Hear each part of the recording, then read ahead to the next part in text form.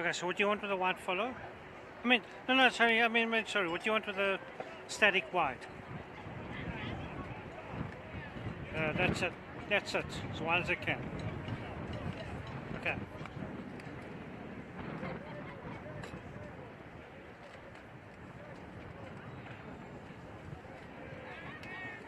Okay, white follow is which number?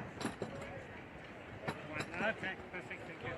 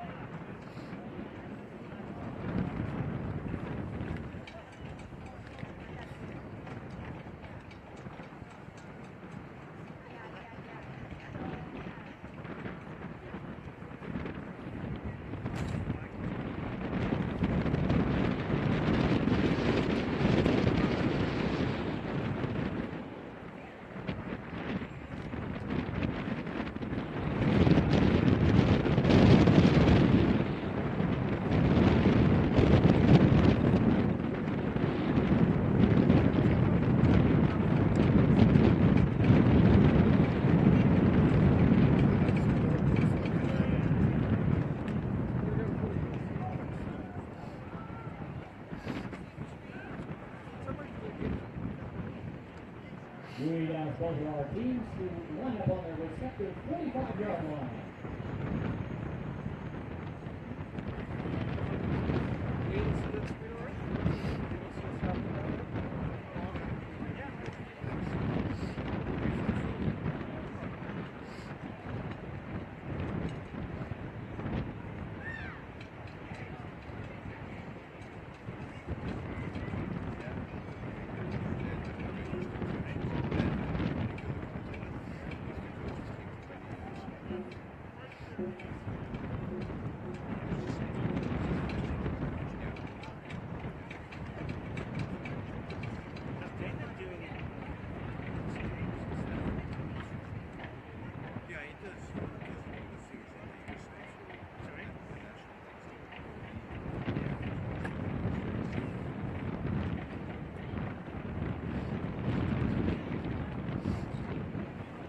Ladies and gentlemen, welcome to the 39th Annual Metro Bowl presented by NFL Canada. Fans, if we ask you to please rise if you are able and remove your hats for the singing of our national anthem. Performing the anthem for us today, Earl Craig, Love Washington School for the Arts student, Josh Hill.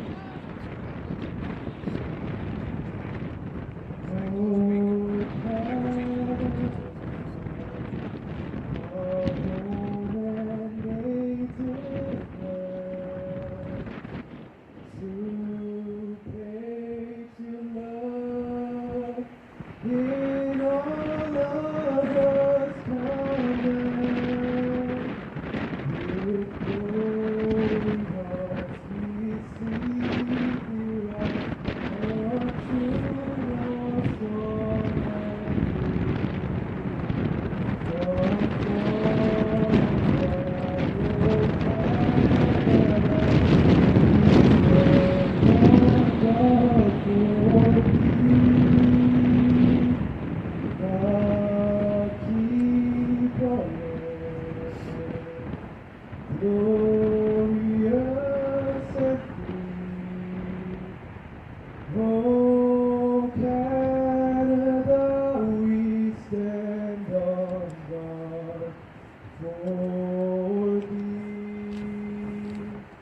Oh, Canada, we stand on guard for thee. Thank you, Josh. We now draw your attention to center field, where we ask our head referee, Vito Corrali. Welcome to York University here at Alumni Stadium. Dana McKeel alongside Dan Domenico as we bring you all the action in the 39th Metro Bowl here at York. Dan, great day to get this game underway, and wow, what history coming into this matchup. Yeah, we've got great weather again this week, like we had last week, and the weather certainly is not going to be a factor other than a lot of wind, but this is a game that has many years of history, going all the way back to the mid-1980s when, sadly to say, I was actually involved. So a little bit of history there, eh? That's Josh Kim, who is the anthem singer for this matchup here at York University's Alumni Stadium. Josh being a anthem singer from Claude Watson School of the Arts here in Toronto. And Dan, we're ramping up to this matchup. These two teams coming off big wins last week. They played at Varsity Stadium in downtown Toronto. Northern Red Knights in the red, obviously, and St. Roch in the purple, as we see both squads go into the respective benches. And Dan, Northern coming up with a big victory last week in that qualifying game for this matchup. well, in fact, both teams, when you looked at the game last week, the defenses played fantastic for both teams. I would say that their defenses, really did more to contributing to both teams' win than rather their offenses. Both offenses just did enough. Their special teams came through from them, but the defense is pretty well stymied. With Northern, they stymied Brebeuf, and with St. Roch, they were able to stymie Paul Dwyer from Oshawa. So this week, I'm looking for much the same thing. Northern coming off a 16-4 win against Brebeuf, and St. Roch coming off a big victory last week as they defeated Oshawa Paul Dwyer 40-7 to gain qualification into this Metro Bowl. Wow, what history do we have here? 39 years, Dan, and that's even, we actually count it as 41, but 39 chronicle because two were numbered years for the Metro Bowl. Yeah, this game has been going on for a long time. And in fact, before even amalgamation in the city, when we had separate leagues in Scarborough, in Toronto, in North York, and in Etobicoke, and even what used to be called York, which was the East York and the West York region. They felt there was a need to go beyond just their city championship, or I should say their board championship. And so a group of sort of interested coaches got together and the Metro Bowl was created. And initially it was just a four-team play down, or basically it was the champion from each of those regions, and it started growing, and eventually it became an invitational to where at one point it was a 16-team invitational, but they couldn't grow beyond that point because just logistically couldn't find enough time to be able to get all the games in and have enough teams participate. And then it morphed into the OFSA championships, where it became one of the bowls within the OFSA championship. Quite a lot of history there, and all the personalities that have been involved since 1982 and the inception of the Metro Bowl. It's been absolutely outstanding. The officials for this matchup: the referee Vito Corrali, the umpire Mike Keane, the back umpire John Duffin, the back judge Milos Arcel, the down judge Jack Vanek, and the line judge Dave Childs. We only go with the best here on YouTube. Well, this is also like a Super Bowl or a Grey Cup for the officials, as well, as it's quite an honor for them to be refereeing in these games and be chosen to be part of the crew. Looking at the sponsor for this particular game, presented by NFL Canada, and certainly a credit to all our corporate partners as well, and that includes the Royal Canadian Legion, the Canadian Armed Forces, Football Toronto, as well as the schools, York University and the University of Toronto. And the run back, this is Miguel Collado, and we saw lots of him last week in the game against Brebeuf. He'll bring it out to the 30-yard line. It'll be 1st and 10 for the Red Knights. And you can see the wind here in the stadium is going from our from our right to our left, which is essentially it's going from the south to the north, which is one of the prevailing winds that they have at this campus, at this location. And that was one contributor to the long kickoff that time by the St. Roch's kicker. And here are the Red Knights as they're in shotgun from the 29. And looking to draw offside on the play, and going to go with the pass. The pass is caught. This is Will Sievert, one of the primary receivers for Riley Chalmers, the quarterback. Northern looks like they're going to try their hurry-up offense using what we call tempo, sort of in the terrain, in the parlance of football. That time they hit the seam, and I expect them to do that pass several times this game. And here are the Northern Red Knights again moving the ball. They get it out to center. So the Northern Red Knights offense moving very quickly here in the early going. Yeah, that was Lucas Pretak. And again, much the same as last week. You know, he's a very effective runner, but he has had ankle issues. So it'll be interesting to see how much he can carry the ball in this game. And Northern looking to run the ball, but they were shut down behind the line of scrimmage. Yep. Third down situation for the Red Knights. And having said that, Northern does have a couple of juniors that are playing in this game, and they may actually participate on some of these occasions. Lucas Pretek on the carry. And is it enough to get the first down? It appears it is. Yeah, I think it was the quarterback did a quarterback sneak there, but he did pick up the first down. So far, a good opening drive for Northern. One of the things Northern is going to have to do is it's going to be really a test of their offensive line against this very good defensive line and defense, for that matter, for the St. Roch's.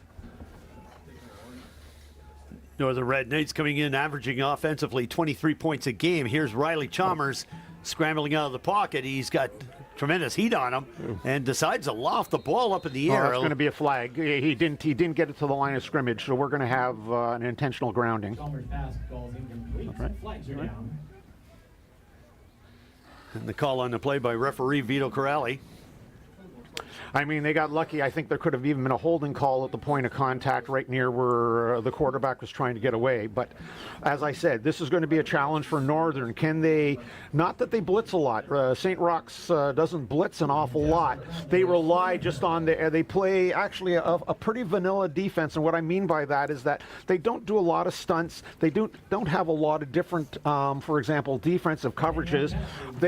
What they do though is they're very consistent and they do it very well. They have good athletes and they execute.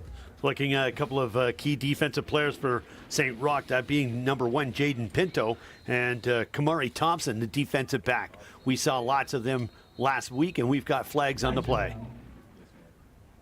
Yeah, I think this is going to be Northern that their receivers seem to jump, but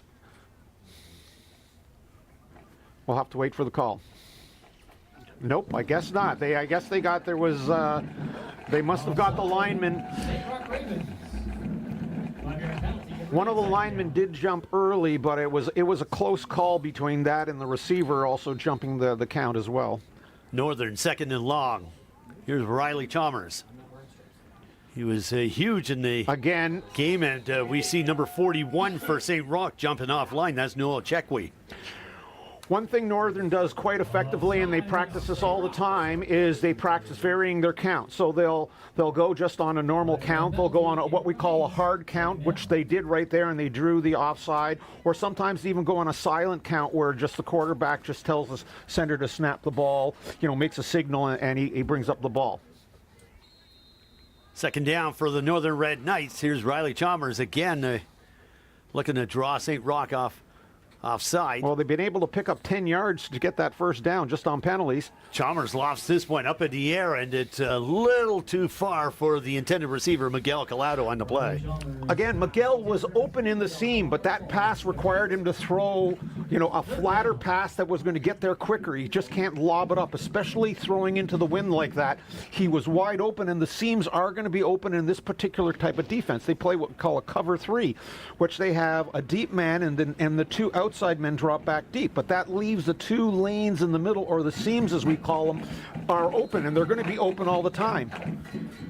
That brings up Johnny Musson, the kicker, at 6 feet 8 inches tall, 120 pounds, and that kick was partially blocked. St. Roch recovers at the northern 50.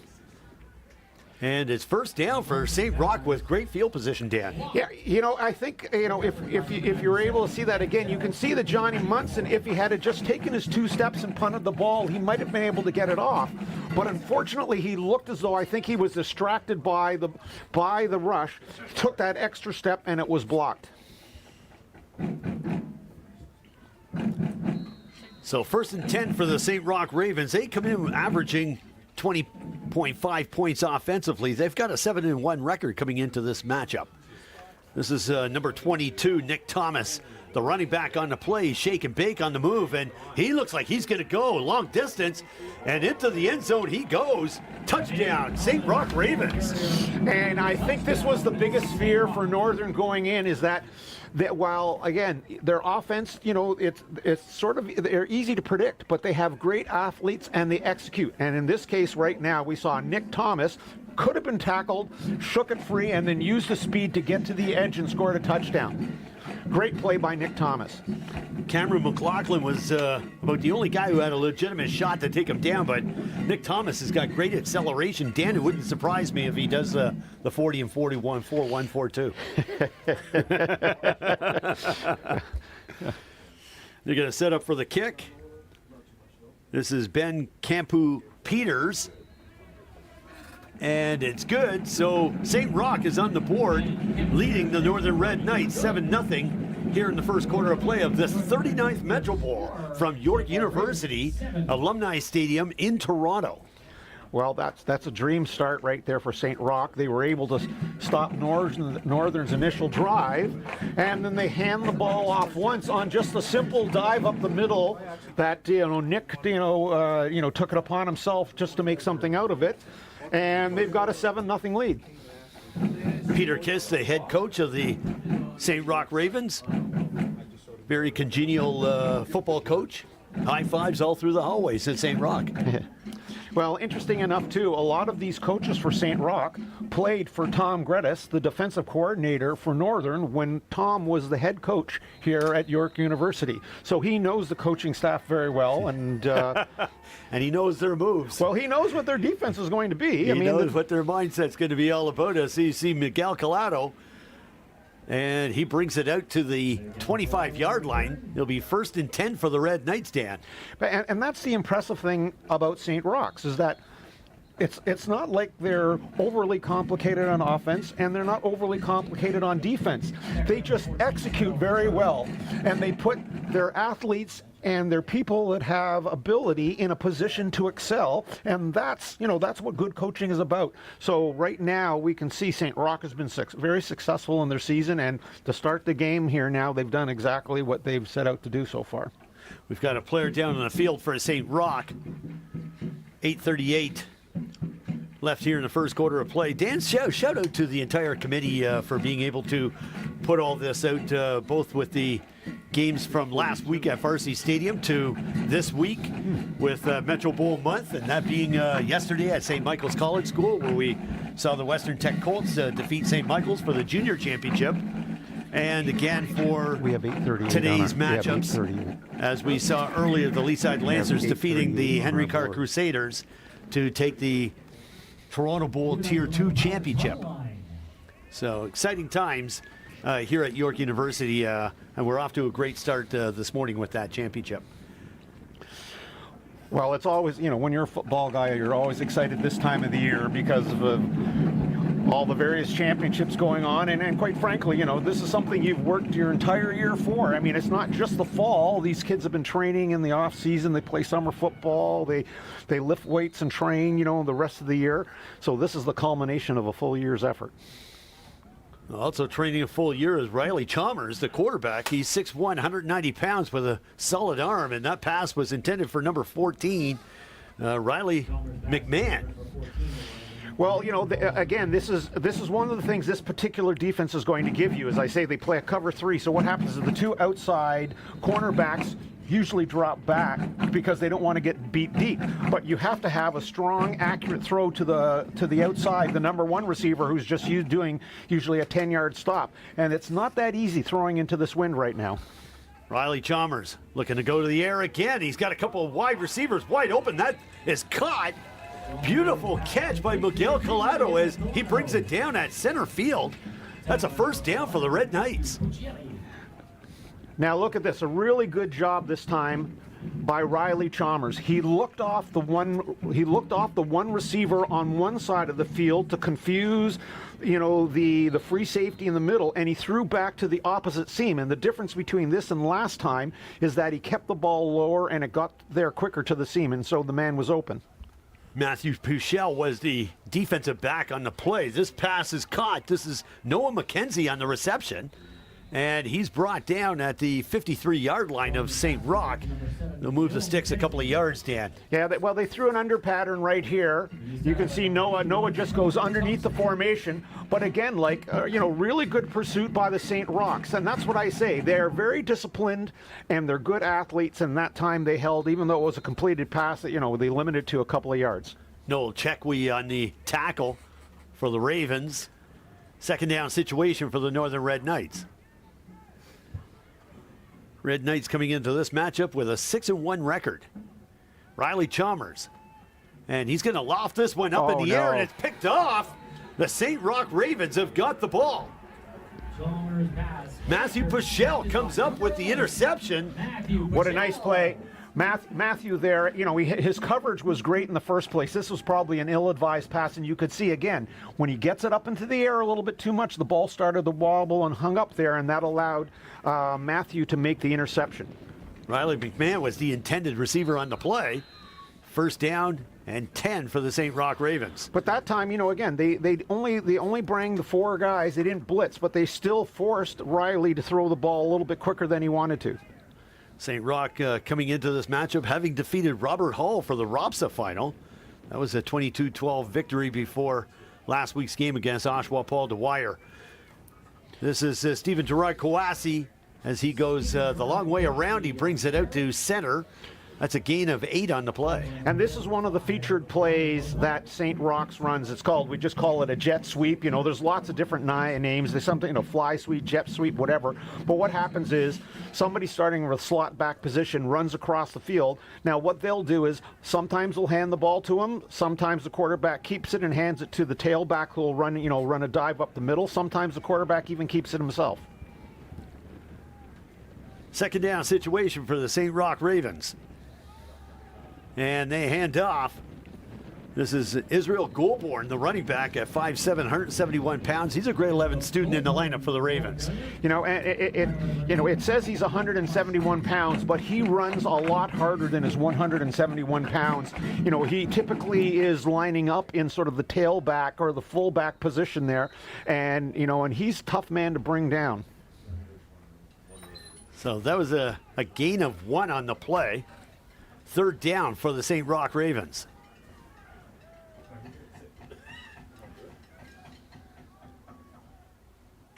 Fake on the handoff. They're going to run it himself on a Wildcat, and that's a first down as they bring it to the Northern 45.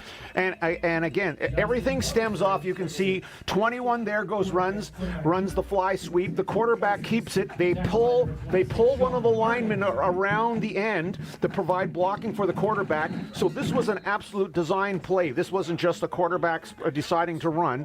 And again, this all comes off of their fly sweep, sort of jet sweep motion. Justin Poyser, the quarterback. Dan, your quick thoughts on Poyser? Well, he's a big kid, and it's not as though he's going to be. It's not as though he's going to dance and run around. He sort of runs through people. He's just a big, strong kid, he's very effective, especially when he keeps the ball. In fact, they'll do a lot of read option with him as well, where he'll be reading, for example, the defensive end and decide whether he's going to hand off to the running back or keep it himself. Ao Coyote was the receiver on the play. And they're not really a pass first, but that doesn't mean they can't pass, right? It's just that they're typically a run first team, and they use their big linemen to great effectiveness, and they just grind you down. Second down. Go ahead, Dan. No, I'm saying on top of that, they also have several weapons in the backfield. They have 3 or 4 people that all can carry the ball and are effective at it. Here's the jet sweep again. That was a quick release, and Northern Red Knights defense reacting very quickly. That was Darnell Green, the slotback on the carry. Now, what's interesting is that it's actually not that much different from Western Tech last week. Like, Western Tech ran very much the same offense, and you can almost say it's like Western Tech on steroids. You know, I mean, I think that's how Coach Gredis put it, right? But you know, again, it's not. You think it's simple enough to read, and however, when you execute it, it's a very difficult offense to stop because of the excellent people they have carrying the ball and the good blockers they have up front. So it'll be a 3rd down and 3 situation for the St. Roch Ravens. And not sure if they've got a player down on the field or what, but it looks like a couple of players down. No doubt the cold will play somewhat of a factor here today, Dan. Yeah, you know, I was outside there watching, you know, our previous game for a while, and when you're just standing there, you feel it. But honestly, when you're out there running around, the cold isn't as much a factor. It's more the wind, especially for the kickers, for the passers, things like that. Here's Justin Poyser. You know, he's been outstanding with game management, as we witnessed last week at Varsity Stadium. And, you know, and I was saying, compare that to times when we've been here watching snow flying around when we've been doing these games, right? So this is... Look out. That was number 45, Johnny Baudin, the defensive end on the play. Nick Thomas was the carrier, and Baudin wrapped him up there. Yeah, and Jelani Bennett got in there as well. Big stand by Northern that time. They've picked up very little yardage, so a great defensive stand that time by Northern. As I said last week, both defenses played really well. The one thing that, you know, they tried not to do, the offenses, is not make too many mistakes. And with St. Roch, I mean, they scored 40 points, as you mentioned. It sounds like a blowout, but the Dwyer defense actually played well. They had several touchdowns scored on turnovers and special team plays. Good point there, as we see Riley Chalmers looking to go to the air again. Oh, no. And picked off again. It was intended for Will Sievert. And look out, this is Jaden Pinto, and he's going to run it back for the St. Roch Ravens. A touchdown, St. Roch. What did I just say, right? I said last week, you know, the defenses played well. That time, Riley was under pressure. He had a man in his face. He made what looked like a decent pass, but Will Sievert clearly hadn't looked around, or he was he turned the wrong way for the ball. And you blink, and all of a sudden, right now, you can see Jaden Pinto, who has got lots of ability, especially at the next level. I've already heard several of the university coaches out here talking about him. Jaden is going to be playing somewhere next year at the next level somewhere. Just picked it off for the touchdown for St. Roch. Jaden Pinto sure came into this matchup with a high billing after the performance he put out against Oshawa Paul Dwyer last week. And he's picked up right where he left off. And this is typical even of what happened last week against Dwyer, is that they've had one play that scored a touchdown on a long run where the running back basically did it himself, bounced outside, and now they have a touchdown on an interception return. Like, the offense hasn't made any mistakes. They haven't done anything spectacular, but they're winning 14-0 primarily because their defense, you know, is playing so strong. Very strong football, and this is the type of matchup, Dan, where you can't make mistakes. Not at this level, not in this 39th Metro Bowl.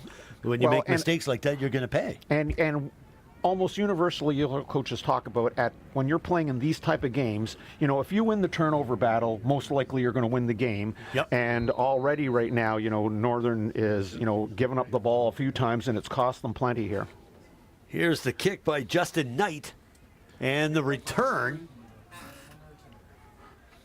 This is Miguel Collado for the Northern Red Knights, and he'll bring it out just over the 20-yard line. Be 1st and 10 for the Red Knights. What do the Red Knights have to do, Dan?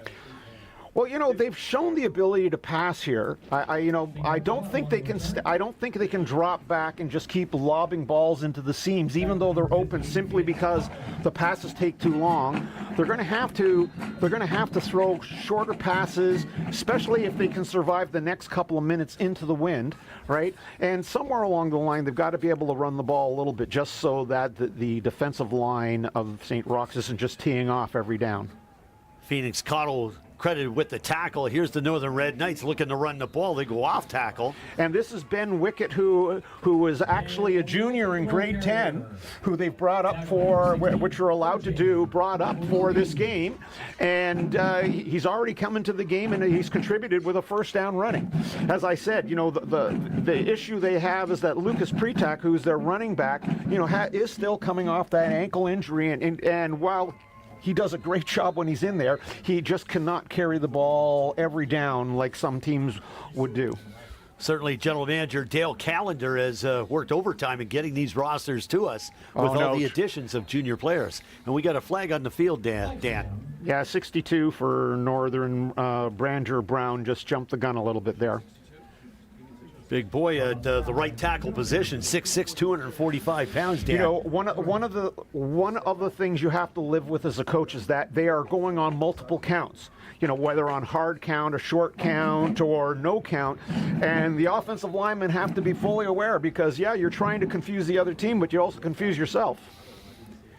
Here's Riley Chalmers again in action.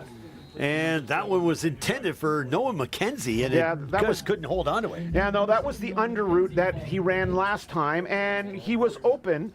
The one thing here is that I've noticed so far is that their linebackers do not take a huge deep drop. And so even if he had caught the ball, he probably was going to be stopped for a very short gain. By not taking the deep drop, though, it does leave that area in between the three deep defensive backs and the linebackers open. So I have a feeling this is the area you're going to have to attack a little bit more often. Here's Riley Chalmers again. He's looking to his right. And that was into double coverage intended for, it appeared to be Miguel Collado, and we've got a flag on the play. Miguel looks as though he got hit, and it's going to be a pass interference. But again, the man was open in the seam, but you'll see right here, he just puts a little bit too much air in the ball. This ball has to be thrown flat because the man is open initially, but then by the time the ball comes down, too many of their defensive backs are converging on the plate. Matthew Puchel, as well as Jaden Pinto, back defensively for the St. Roch Ravens. John Lombardi and Dale Callender, the coaches coming out on the field. Take a look at Miguel Collado. Yeah. No, they can ill afford to lose Miguel, who is one of their best receivers, and clearly was bounced that time by the St. Roch's defender. No doubt, he's feeling it right around that thigh area. Yeah. Well, it's one of those times, you're sort of when you're a receiver focusing on the ball, you're sort of helpless, and, if that somebody hits you, especially while your entire train of thought is on the ball, you're helpless and you're really at the mercy of that defensive back. So Northern with 1st and 10, ball on the 43. Riley Chalmers.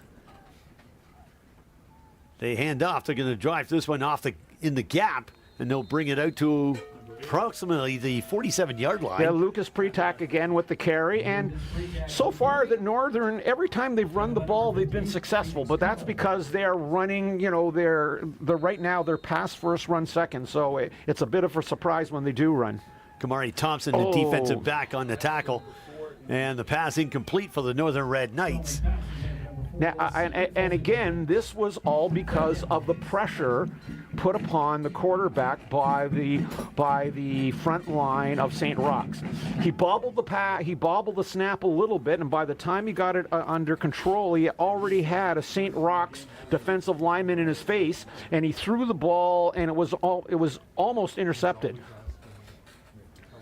3rd and 4 for the Red Knights.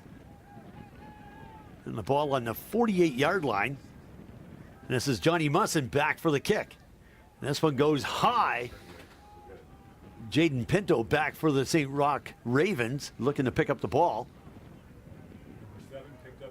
And he'll go out of bounds quickly on the play. So Jaden Pinto certainly seeing an awful lot of action here in the first half. Well, it was actually significant there that they passed the ball on second down, because I think if they had to run the ball, even run the ball twice, they might have been able to get the first down and then be kicking. If they did have to kick, they probably would have been able to run enough time off to be kicking with the wind. Now, that was a good punt that time by Musson, but he has a very strong leg, and give him a chance with the wind. Instead of that ball hanging up the wind, that could turn into a 40, 50, 60-yard kick. Your synopsis on that first quarter of play? Well, again, I think, it's to me, it's everything to do with the St. Roch defense. Their defense is controlling the game right now. They controlled it last week, and their defense scored a lot of points. So far today, they've had an interception for a touchdown, and they've given their team field position. So, Northern has to find a way to move the ball, and as I said last week with Dwyer, they just can't keep sending their defense out there to try to hold St. Roch. They've won 4 ROPSA championships and 3 times the OFSA Bowl champions. And look out, Northern's got the ball, and on the play, this is Jelani Bennett. Now, I'm not sure if this ball was tipped. We're certainly going to see it right here, or whether it just slipped out of his hands. No, it just slipped out of his hands. They were trying. You can see he was trying to get the ball to Jaden Pinto on just on a wide receiver screen, but the ball went straight to the Northern player, and they've got an interception. And now their defense has taken away the ball and given them great field position. Again, first play into the wind certainly made a difference for St. Roch quarterback. Just looking at Justin Poyser as well. He can go both ways. He's just not a quarterback in the lineup for the Ravens. Here's Riley Chalmers. And they hand off. And they'll drive it through the gut. This is Ben Wickett getting the snap. Dan, to take it through the line. Wickett seeing some action here in the first half as a junior player. Yes, he is. He's a very gifted player, and he'll be able to provide some needed relief for Lucas Pretak, who's just coming back on the field again. But it's important in this type of game that you have to give both teams a chance to see what they can do with the wind in their favor, to be able reliably, and he'll be able to tell you what the rest of the game is going to look like. Second down and 8 for the Northern Red Knights. Knights are looking for the pass in the end zone. And just over the outstretched arms of Miguel Collado, who's now back in the lineup. Yeah, no, Riley Chalmers picked the wrong side this time. He had the backside post wide open. He went to the front side, the 3 receiver side, and you can see, again, the ball's too high, but the backside post man was wide open, and that's where, he would have had the easy touchdown if he had picked him. Riley Chalmers living on an edge as Jaden Pinto, the defensive back on the play, and wherever the ball is, Jaden Pinto's there. Riley Chalmers, again, looking for the end zone. There's the pass, and no, it was just not going to be there. He was looking at Will Sievert on the play. Yeah, again, a little bit of too much pressure. He tried to hit one of the deep men doing a crossing route over the middle, but again, we'll see what their defense can do now that they have St. Roch backed up in their own end and going against the wind. St. Roch Ravens leading 14-0 here in the early going of the second quarter.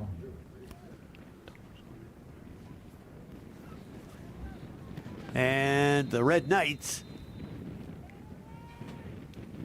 are setting up defensively. St. Roch 1st and 10 from deep in their own zone. Ball officially at the 15-yard line. And we're looking at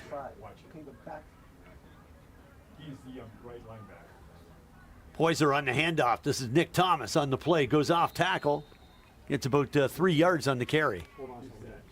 Yes, of course, when going into the wind now, they're probably going to see the run game over and over again here. I just said the backside post was wide open before there, okay? They're dropping.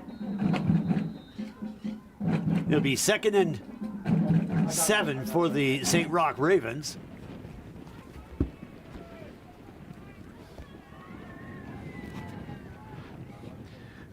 Now, again, this is, I'd be really surprised if they throw the ball.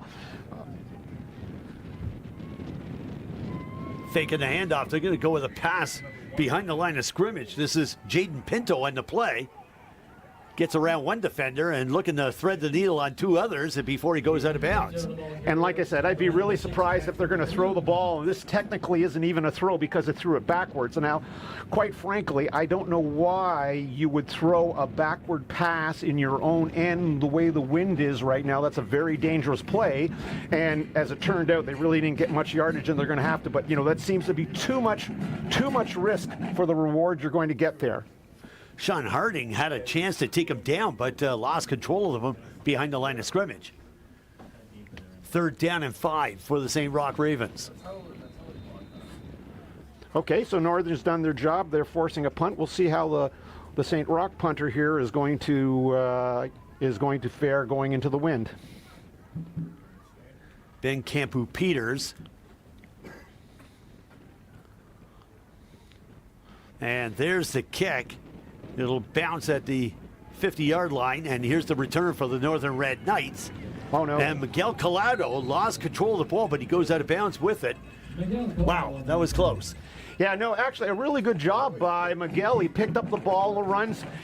As he was trying, you'll see here, as he was trying to switch the ball over to the outside, as most good returners do, so that, you can see he just never really had control of the ball and it flipped out, right? But the reason why they do that is because if you're going to get hit, you're most likely going to be hit from the inside, and you don't want to take a chance getting a fumble. So, it was that process of switching from one arm to the other that caused that fumble. So Northern will take the ball at the St. Roch 39. 1st and 10 for the Red Knights. Chalmers. He's got his work cut out for him, and he hands off. This is Lucas Pratek on the play, and he'll bring it down to the just over the St. Roch 35.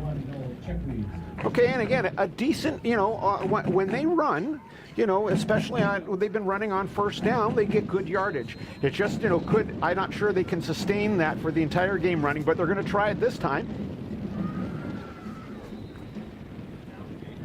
So this is going to leave Coach Lombardi with Northern with the decision here. Are you just going to punt for position here, or maybe even take the single point, or are you going to try to go for it on 3rd down? And by the fact that they're going into the hurry up, it looks as though they're going to be going for it here. 3rd and 3 for the Northern Red Knights. High snap. And they're going for the pass, and that's a 1st down for the Northern Red Knights. Noah McKenzie on the reception. Now, this is one of their short pass options that Northern has, where all the receivers just go out for basically a 5 or 6 yard hook. You can see he was wide open and picked up the necessary yards for 1st down. Daniel Pichel almost picked it off playing the linebacker position, as we have a good look at Tom Gredis, the legendary coach for the Northern Red Knights. And Northern continues to move the ball. Yeah, this is Lucas again on the carry. And, they're getting 3, like I said, 4, 5, 6 yards every time on 1st down, which, they're not breaking away. It's going to be difficult with this good defense to break off any big gains. But what it does do, it takes a little bit of pressure off the passing game. And now, when you have 2nd and 5 or 6, it's a lot better than 2nd and 10, or even worse if you get a sack. So. And they're going to look to drive this one, but the St. Roch Ravens shut that one down behind the line of scrimmage. 59. Yeah, like I said, they are not the type of team that is going to be able just to use their running game to defeat you. And it'll be interesting the decision they see. I think they're going to send out Musson here to kick the field goal. On the tackle for St. Roch. And we talked about shut this it last. down there, Dan. That was a loss of a yard on the play. Again, like big, strong defensive line, you're going to have a hard time, trying to make, make a lot of gains going through them. Here's Johnny Musson on the field goal attempt. And it's good. 3 points up on the board for the Northern Red Knights with 5:44 left here in the half. Yeah, nice kick that time by Johnny. We talked about him last week. Big leg, just a little inconsistent, right? But when he's on, he can kick it as far as anybody. He did a great job right there, so Northern's on the board. And like I said, you really have to let both teams have a quarter with the win before you start making judgments on a game like this. And so Northern at least has got some points. If they get a big kickoff here and hold and they get a chance to score again before halftime, we'll have a really close game. The challenge is going to be for St. Roch. Can they move the ball against the wind? And we haven't really seen that so far. I mean, they had an interception and they had a quick kick. So now they had a 2 and out. So we'll see what happens. Johnny Musson reminding me so much of Boris Beattie, the former kicker for the Toronto Argonauts, now with the Edmonton Eskimos. And wow, big guy, 6'6", 6'7", booming kick. Just needs to eat a little more pizza, I think, or whatever. About the size of it, sure. To sort of get close to Boris, right? Oh, yeah. Boris eats a lot. Northern Red Knights. This is their 6th time in the Metro Bowl, Dan, and you were a member of 2 of those championship teams back in the early 90s. Looking at those, so interestingly, rather than let him kick off and, they're going to take the ball at the 35, I think this is a good coaching decision because, as we said, when Musson is on, he could easily, with the wind, put this ball well into the end zone. So I think this is a good call. On the field goal, at least you get the option of having the team kick off or taking the ball at the 35, and so they're taking the ball at the 35. Makes sense. Strong decision, 35-yard line. 1st and 10 for the Ravens.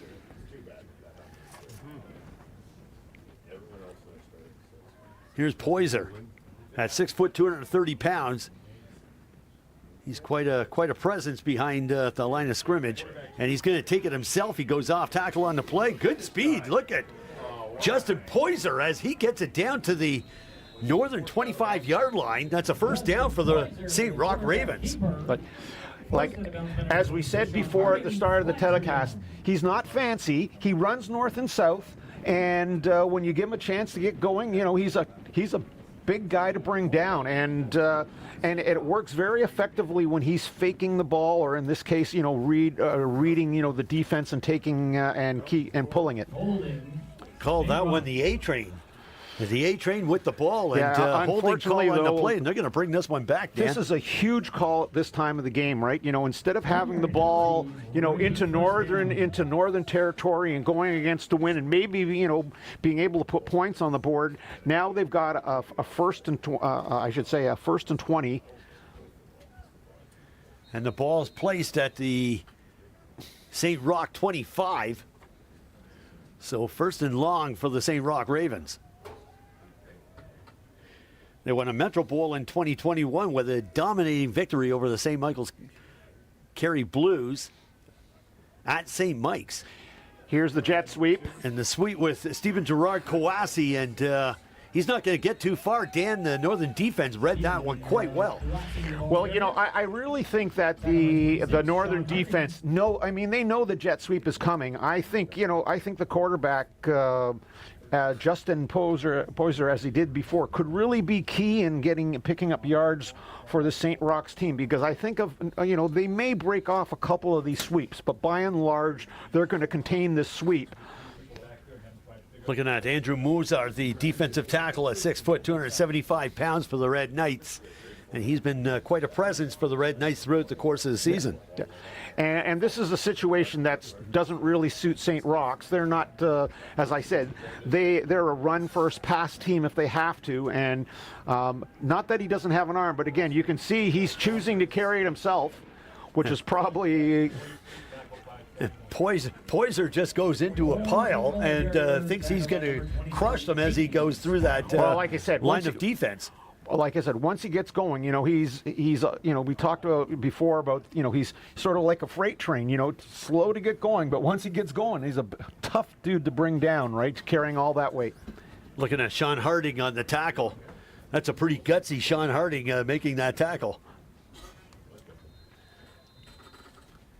Well, the defense did their job, and now they're going to get the ball back with lots of time left for them in this half to put a score on the board. And if they do, we're going to have a close game going into the half.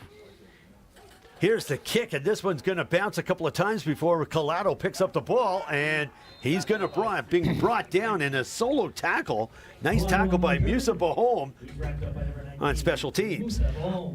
Yeah, really nice kick that time by Ben Campo-Peters into the wind. He got it bouncing, and very little return for the Northern squad that time. Campo-Peters, who not only is a kicker, he's listed as a wide receiver as well, 5'10", 160 pounds. A lot of enthusiasm in that lineup. So the Northern Red Knights will take the ball at their own 42-yard line. It'll be 1st and 10 for John Lombardi's Red Knights.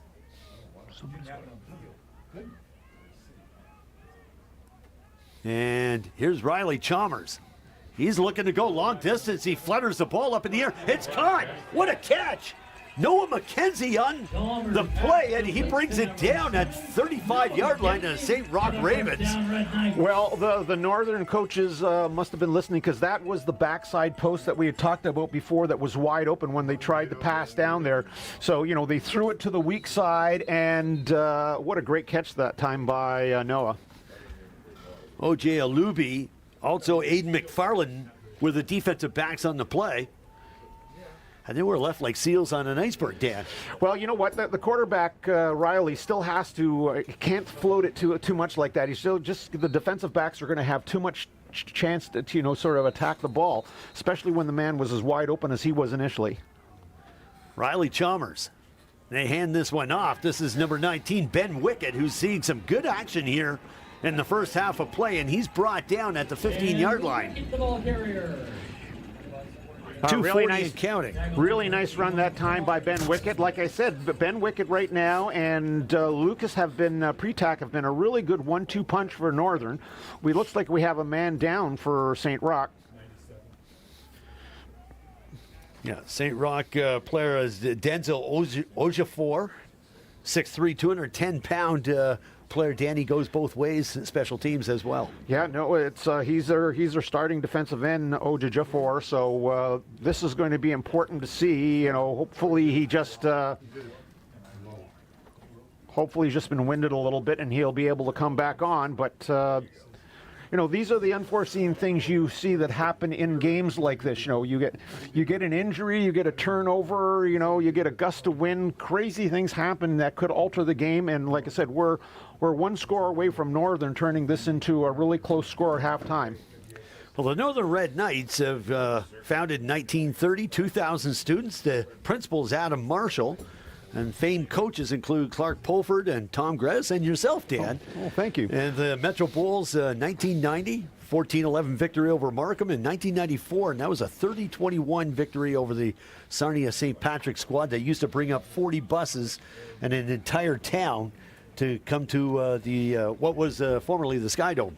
Yeah, well, that was a lifetime ago, right? But with the Northern condition, I should say, the Northern tradition continues here, having strong teams, and John Lombardi and Tom Gredis are still there to do a fantastic job. And quite frankly, when you look at any strong program anywhere, it's the consistency in coaching and the support by the principal and the staff, as well as just the fact to have you have strong players and a good team. You need all those things for you to have a program that lasts. And you have a strong general manager, and Dale Callender as well. Well, most people around Northern will tell you without somebody like Dale, you wouldn't have a team, right? And he's been there at the school for many years. He was a student as well as being a social worker at the school, and he is one of those prize people that every program needs. Part of the Rock as we see Riley Chalmers go into the air, and it's caught over the shoulder catch by Noah McKenzie.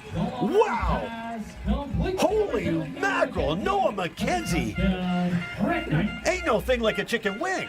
Wow, look at this. Now, the great thing about this pass here is that when you look at it, it was only going to be caught by Noah and nobody else. He put it on the outside shoulder, a great throw. Even if it was a bit of a jump ball, that's what you want your receiver to do, okay, is protect the ball, go up and get it. And We're one convert away from it being a 4-point game. And it's good. And Aiden McFarland was the defensive back on the play, but Dan, clearly, Noah McKenzie is a force. Well, again, I'm just, don't want to put too much into this, but you've seen what a difference from one quarter to the other. Both quarters have been dominated by the team that has had the wind.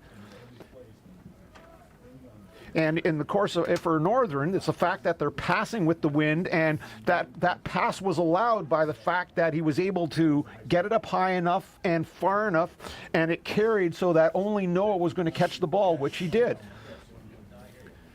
Fantastic play to a touchdown for the Northern Red Knights with 2:30 left here in the half. And the St. Roch Ravens leading 14-10. We got a ball game. Yeah, at the end, and I haven't seen St. Roch play enough in what their competition is, but I would doubt that they've had to face, sort of a passing offense as well as Northern's through, in their league now. And it's the same thing for even Northern when they play in their league. They've been one of the best pass offenses in the league for a while. Here's the return for the St. Roch Ravens. This is Isaac Lindsay on the return, and he's shut down at the 30-yard line. It'll be 1st and 10 for the Ravens. Yeah, Kieran Cornish on the tackle there. And, there's still lots of time here. I mean, they've got time. I think they have a timeout left. They're having to go into the wind. If they can shut them down here, they're going to have one more chance to try to score before halftime. So it's really important for the St. Rochs the Ravens to put together a few first downs, move the ball along the ground, get back to what they were doing so well in the first quarter. Quick question for you. Kieran Cornish, is he related to Bo Cornish, a former Red Knight? Well, once a Red Knight, always a Red Knight. Always That's a what Red we say. Knight, yes. Poiser hands off. This is Nick Thomas on the play, looking to go off tackle. And he brings it out to about the 33-yard line. Well, that's the play that he scored his touchdown on, back in the first quarter. This time, though, Northern read it very successfully and limited to a couple-yard gain. Now, remember, even in the first quarter when he ran his touchdown, there was a man at the point attack that couldn't bring him down. He bounced it to the outside and was able to race all the way to the end zone. So the ball placed on the 33-yard line. St. Roch Ravens in a second down situation. 2nd and 8. Poiser, he's got Nick Thomas in the backfield. On the shotgun. And he's in the pocket, and he was hit from behind, or he's tied up from behind. It appeared that number 77, Jelani Bennett, got in behind the quarterback. Yeah, just as he was making his throwing motion, one of the Northern players got his hand on his arm, so was able to sort of corral him right there. Yeah, that was Jelani Bennett, as you mentioned, was able to effectively mitigate the throw there. And so now, clock is stopped. They've got to punt the ball. Third down, and punt team is out on the field for the Ravens. And Northern is going to have a lot of time with the wind here to see if they can put up another score. Miguel Collado back for the Red Knights, as we see Mace Alafabi, who checks into the lineup for the Ravens. Okay, St. Roch's has called a timeout. Interestingly here, Northern has moved up their kicking receiver significantly. I think he'd rather have him catch, he's Ben Campu-Peters, the punter, has hit 2 low balls that have bounced in the last couple of times, and they've been able to pick up fairly decent yardage on the kick. I think they're trying to see if he can catch it in the air and give them really good field position by limiting the bouncing around of the ball. It's almost like a trademark with Ben Campu-Peters in the way he's able to connect on the ball. There's the kick. Oh, what a punt. And this one goes deep. What a punt. What a great punt. That is a kick back to the Northern 30. Here's the return by Collado. There's going to be no yards on it, but still, what a fantastic punt that time into the wind. Miguel Collado on the return. The flags are down. So that was close to the 40-yard line that Collado was able to bring the ball out to, but still no yards on the call. Yeah, no yards. Still, Northern is going to have decent field position, but what a great punt that time. I mean, he hit a spiral that just pushed him, 15, 20 yards back.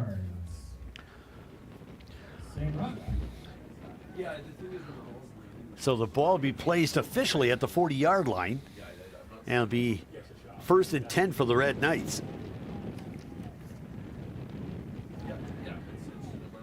Well, I expect to see Northern will use their hurry-up offense a lot here, especially if they're moving the ball.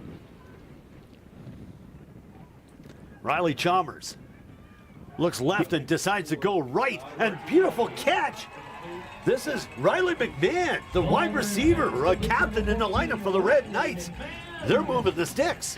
Yeah, I think they call this their divide pass, but what it is that you have the outside. You can see they're into the seam again, and a great pass by Riley. And look at that, what a great grab as well by Riley McMahon. So the ball on the 32. Here's Riley Chalmers, and he's looking to go right again with a pass high up in the air. Oh. And Noah McKenzie was almost, he had his fingers on the ball. That was going to be another over-the-shoulder catch. Well, and what I like about the pass is it was thrown, when we're throwing fades like that, we tell the quarterback, if you're going to miss to the sideline, so that the only person that can catch the ball is the receiver, or the sideline catches the ball, or meaning, it's out of bounds. And that was very close to being a circus catch. But the good news was that it wasn't going to be picked off. Here's Riley Chalmers again. Come a bit of a delay as they hand off, and they're going to drive this one off tackle on the play. That was Ben Wickett, the ball carrier. The running back on the play, Dan, going off tackle. And Yeah, these junior players picking up very quickly on the plays. I think they tried to hopefully catch him off guard here by running the ball on 2nd down, but I think they're just going to accept kicking the field goal here on 3rd. 14-10, 1:11 left here in the half. Ball at the 30-yard line. 3rd down situation for the Red Knights, and Johnny Musson is back out on the field. He's almost like money in the bank. Well, again, he certainly has the leg for this. Here's Musson, 6 feet 8 inches tall, and he's putting the ball up in the air, and it did not go through the uprights, and there's a penalty coming up on the play. Here's the run back by Jaden Pinto for the St. Roch Ravens, and he's brought down by Miguel Collado on the play. Well, a nice run back by Jaden, but right at the point of attack, there was a hit from behind by the St. Roch's player. I think it was number 41 who did that, Noel Chuki, and so they're going to be backed up very deep in their end zone. I should say in their end. And that's exactly what they're looking at right now. The officials are looking at the situation, or assessing the situation. That's Vito Corrali, the referee. And these officials came from a couple of different regions, Dan, who come to York University today and Toronto to handle the officiating of this very important matchup, this 39th Metro Ball from York University in Toronto. Okay, let's see what the call officially is here. I mean, clearly he was hit from behind, so Unnecessary roughness. St. Roch Ravens. So they're going to be backed up to their own 5-yard line. There's still if they stop them without getting a first down, there still might be a few seconds left on the clock if they can get the ball back. Well, talking officially, 50.7 seconds left here in the half. Okay, St. Roch's has used their second timeout. And it looks like Northern is going to use their timeout. No. Well, I think Northern has one timeout left, but I'm sure they'll use that if they can stop them here in when on their first down. Oh, definitely. Defensive coach Tom Grettis out on the field in this timeout to be able to assess the troops and assess the situation. This is really important here, though, because there's 50 seconds left.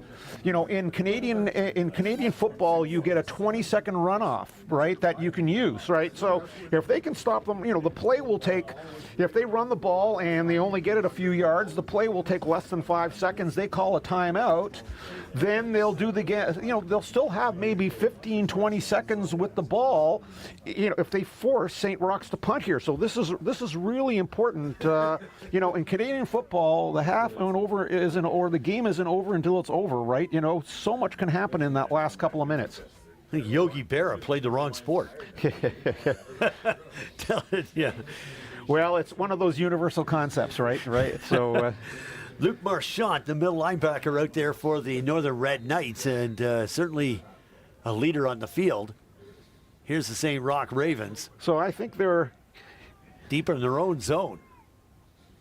And they're looking to run this one off tackle on the play. They get it out just over the 10-yard line. well, pretty good run by the quarterback by Poyser. Looks like he picked up about 5 yards. Now it'll be interesting to see what happens if they get 3rd and 1 or 2 here. Would they consider going? But as I said, Northern's called the timeout.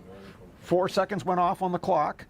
You know, if they can stop them here in 3rd down, they're still going to have time to, at least, at very worst, kick a field goal. Now, you know Coach Greta's better than anyone. Dan, is this just to freeze the offense? No, it's to freeze the clock. That's what it is right That's now. That's what it right? is. Yeah, It's more freezing the clock. Freeze the clock. You're absolutely right. Okay. You know, like I said, you know, I think they've used one before. I'm not sure how many, if they still have a timeout left or not. They still have one left? Okay, so they still have another timeout left. So they're going to be able to stop them again, and they're going to have a lot of time left. Dan appealing to the entire press box here for this broadcast. Well, that's why this play is so important. That's why this play right here is. They'll drive this one up the gut, and is it close to a 1st down? This is really close. And the official, Vito Corrali, says it is, and they're going to move the sticks. Wow. Wow, that's a huge 1st down. That's a huge 1st down right there. Justin Poyser with 40.9 seconds left here in the half. The St. Roch Ravens. The principal's Jeff Quenville, and I'm sure Mr. Quenville is very happy with the performance of the St. Roch Ravens this season. Well, you know, this is St. Roch's version of, you know, sort of the Philly tush push, you know, where the tight formation where, you know, the quarterback keeps the ball and he just tries to pick up whatever he can. You know, the good thing for them is, of course, is that Justin Poyser is, you know, is a good athlete and, you know, he's a perfect man to carry the ball in this situation. Dan, that play was made popular over the past several years, originating from the NFL. But who exactly designed that play? And I'm not sure. Well, you know, one of the things that's interesting is that you can't really do it in high school. Like you can run it, but you can't really have lots of people pushing you here. They look out! Faked a Thomas, and they were going to run this one. Wow, look at the speed. As the St. Roch Ravens going long distance, this is number 21, Darnell Green, and he'll go into the end zone. Touchdown, St. Roch Ravens. What a big play here at near the end of the half. They ran sort of like a little counter reverse, and the one man at the point of attack had a chance right there, you can see, to get him, and then right there, and boy, look at him go. The speed on Darnell Green. Yeah, we talk about players this. that can run 4.1, 4.2 over 40. And he checked the rearview mirrors. And like I said, you know, the one thing you had to watch out for was that for St. Roch's is that they had several backfielders that could carry the ball and could make big plays. And look at, as I'm saying before, how important that 1st down was. Instead of them having to punt the ball to Northern and possibly having a tied game or a game that Northern was winning, they've gone ahead by another full touchdown. Holy mackerel. 42. What a run by Darnell Green. Like that, you know, what a complete change or whatever in the whole attitude, even going in at halftime now. Ben Campu-Peters for the St. Roch Ravens, and it's now 21-10 in favor of the Ravens with 27 seconds left here in the half. Okay, but we still have 27 seconds if Northern gets a decent return back, and given the big leg that you know, that Musson has, if they can get it somewhere inside the 50, you know, I think they've got a chance for a field goal, and anything before halftime would be an added bonus right here. Even something to just change the momentum a little bit and and give Northern a little bit of a positive attitude going into the second half, especially after they had a chance right there to completely change sort of the whole momentum of the game.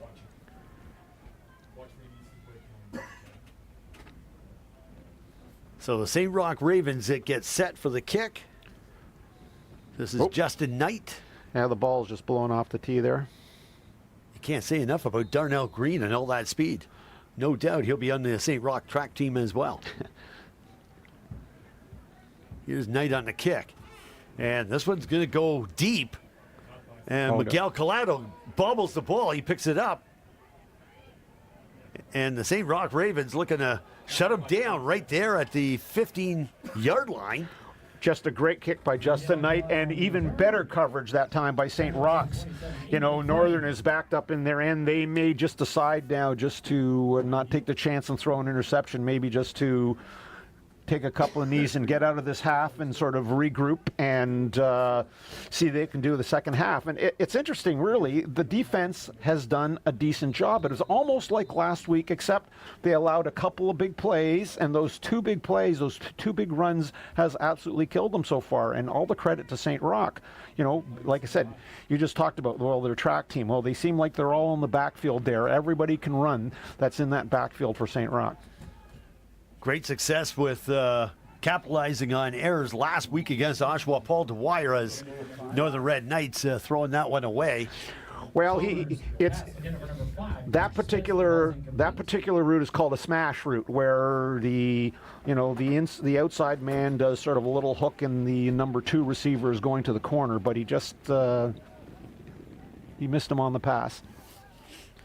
They're trying to take advantage of the fact that they think that they're going to drop off significantly here and maybe catch a ball underneath and then maybe be able to make a run from after the catch.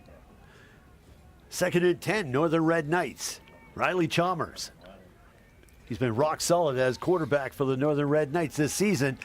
And they're going to reverse this one. This is Miguel Collado on the play. And he gets brought down just over the 25-yard line with 7.4 seconds left in the half. That's not much different than what Roch did, St. Roch's did, but they were just a lot more effective in what they did it before. And, of course, Northern doesn't quite have a back with some of the capabilities that the St. Roch,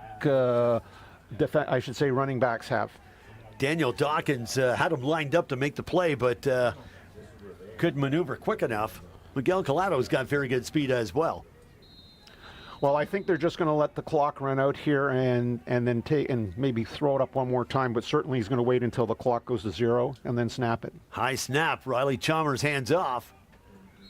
And they'll bring it out almost to the 35-yard line. That'll end the first half of play with some pretty exciting football here from York University as the St. Roch Ravens lead the Northern Red Knights 21-10. Dan, your quick synopsis before we take a break. It's very much like last week's game for St. Roch. Their defense, just is good, and while Northern has shown the ability to pass on them, they still make you work for all your touchdowns, and their offense is opportunistic right now. And I think, what they typically do is they use their size and athletic ability to sort of grind you down.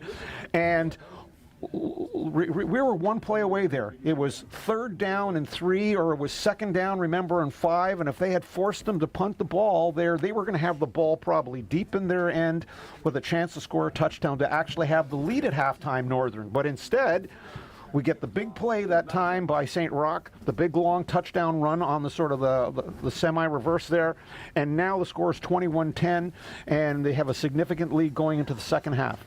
We're going to take a break in the action. You're watching the 39th Metro Bowl here from York University's Alumni Stadium in Toronto. Okay, Malcolm, quick note here, guys. Quick note on the screen. Oh, thank you. Oh, yes, sir. Not too bad. This is great. Right, you're looking at your fans over here. I called before, but I guess you know who it is. Yes, Jennifer Scott Barnhout. Okay, perfect. Is that the lady there with the glasses on?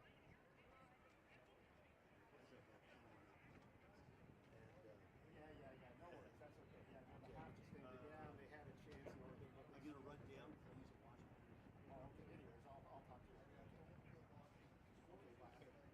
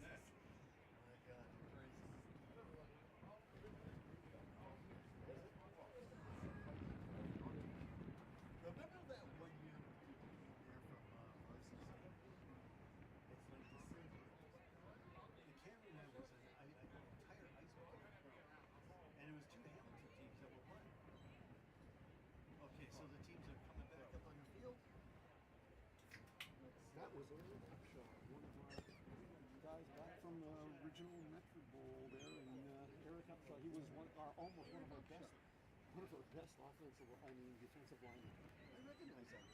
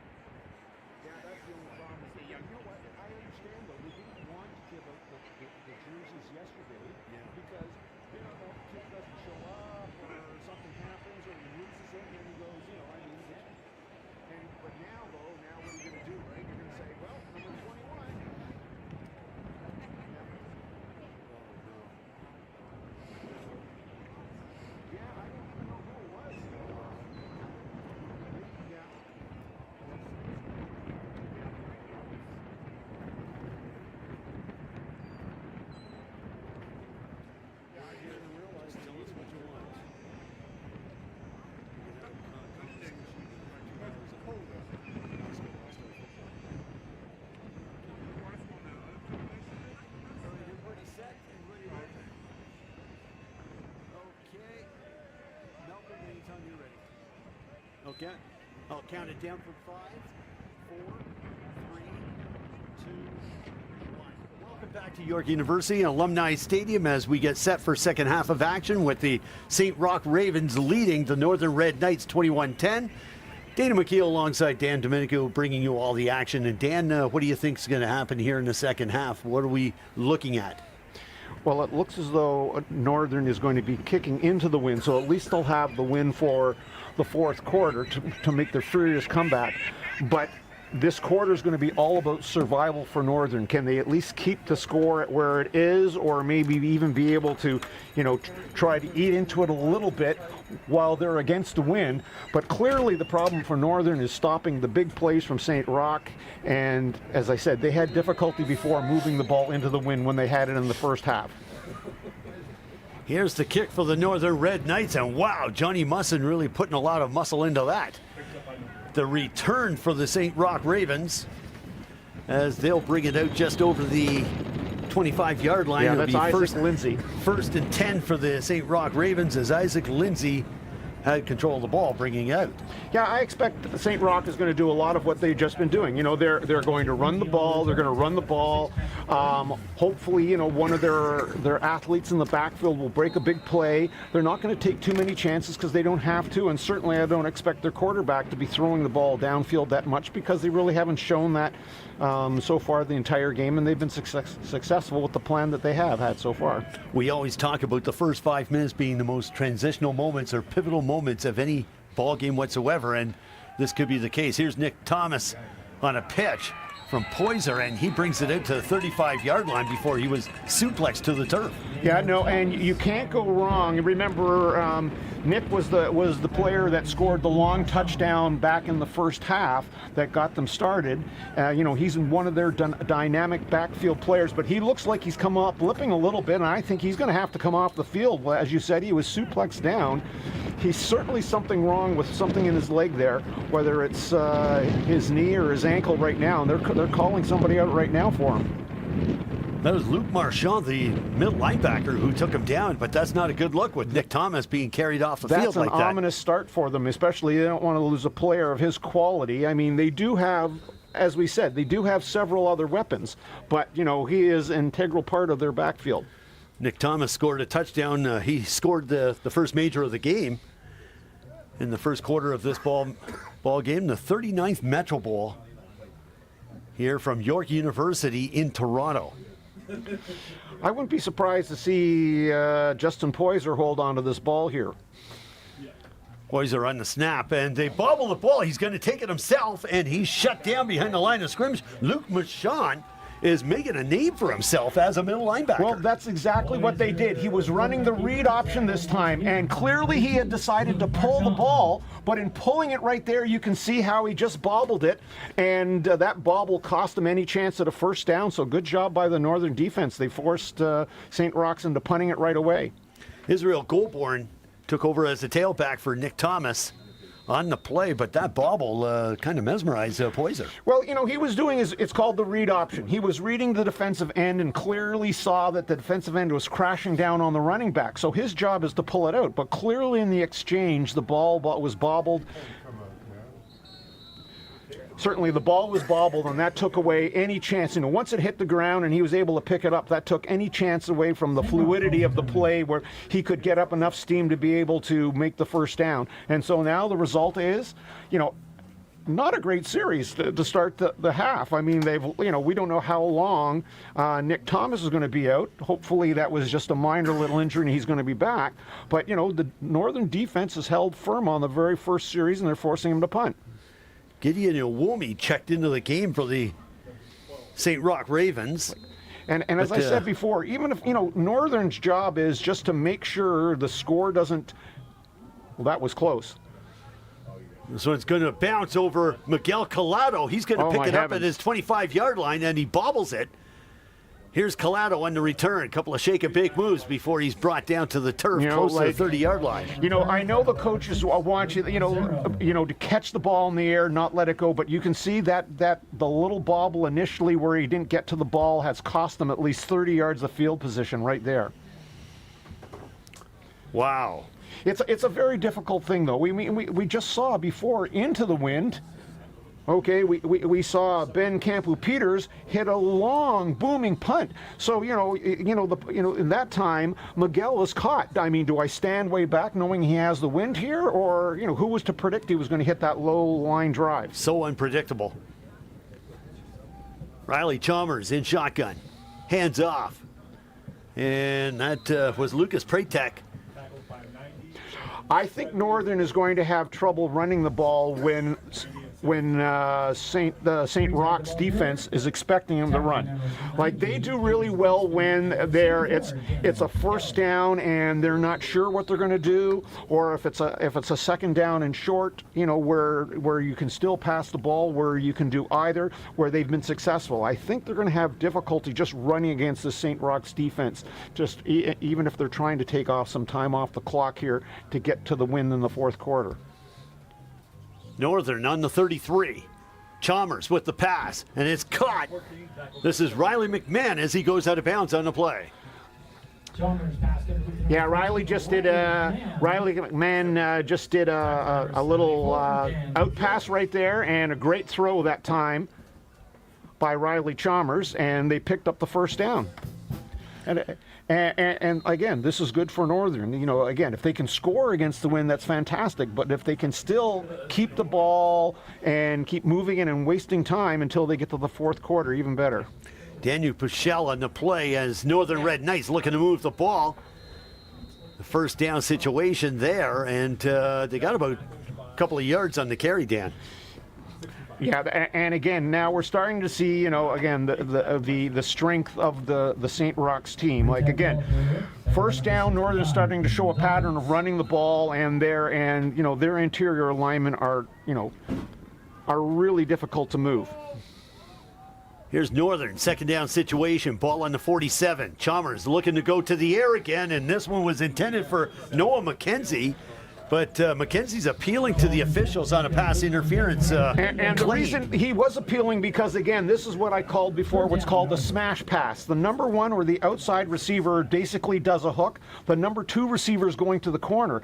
He felt he was impeded getting to the corner by the defensive back, and I think he has a bit of a case. I'm not sure if we're going to see it there. This was a little bit afterwards, but you can see number 7, Noah McKenzie, who lined up as the number 2 receiver, was trying to run the corner route, and the defensive back was able to slow him down without any call.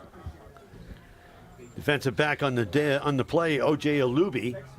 Here's the Northern Red Knights with the punt team out on the field. Yeah. Now that doesn't mean that it was, that it was an interference. O.J. Alubi may have just done a good job getting in front of him because he has the right to that ball as well. So, clearly the referee didn't think it was an interference penalty, and so Northern is going to have to punt the ball. And the officials conferring with the Northern bench. And that's exactly what they're doing. A couple of notes being offered from the Northern bench, and the officials are going to compare notes. Yeah, I'm not sure what the holdup is here, but he's asking for the St. Roch's coach to come out here. So that's Peter Kiss coming out right now, and Coach Lombardi. So we've got the 2 head coaches talking to the referees right now. I'm not exactly sure what this is about. Oh, well, they're doing that. We'll certainly recognize our corporate partners, including NFL Canada, Area 51 Sports, with the All-Star game coming up right after this game, the Royal Canadian Legion, Football Toronto, the Toronto Argonauts, York University, University of Toronto, Royal Canadian Legion, and CIUT Radio, which we had as our corporate partner in simulcast of the broadcast last week at Varsity Stadium. Okay, well, John Lombardi and Peter Chris have just gone back to the benches, and we're sort of waiting if there's going to be any sort of an indication by the referee, or we're just getting started here.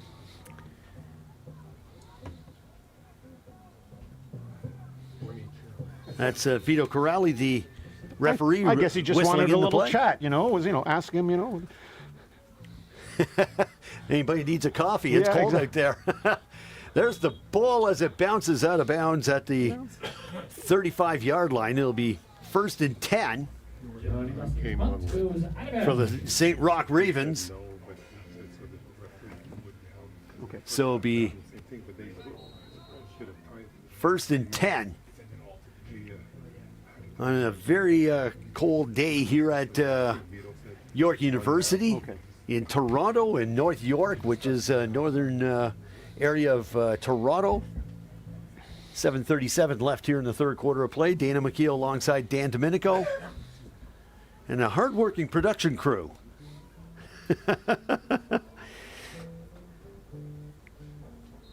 Here's the St. Roch Ravens. 1st and 10.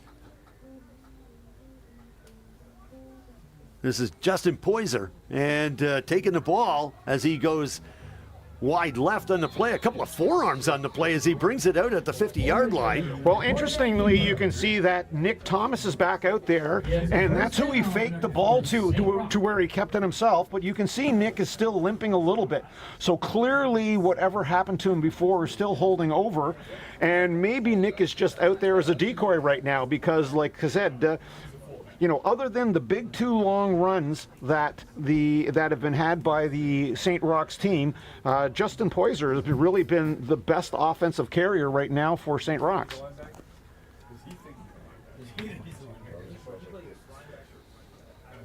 First and 10 for the Ravens. Faking the handoff. They're going to drive it right through the gut. Again, Justin Poyser not afraid to we've got a pull flag the pin, and we've got a flag on the play. Yep, we have a flag down, and again, Justin Poyser just faking the handoff, keeping it himself.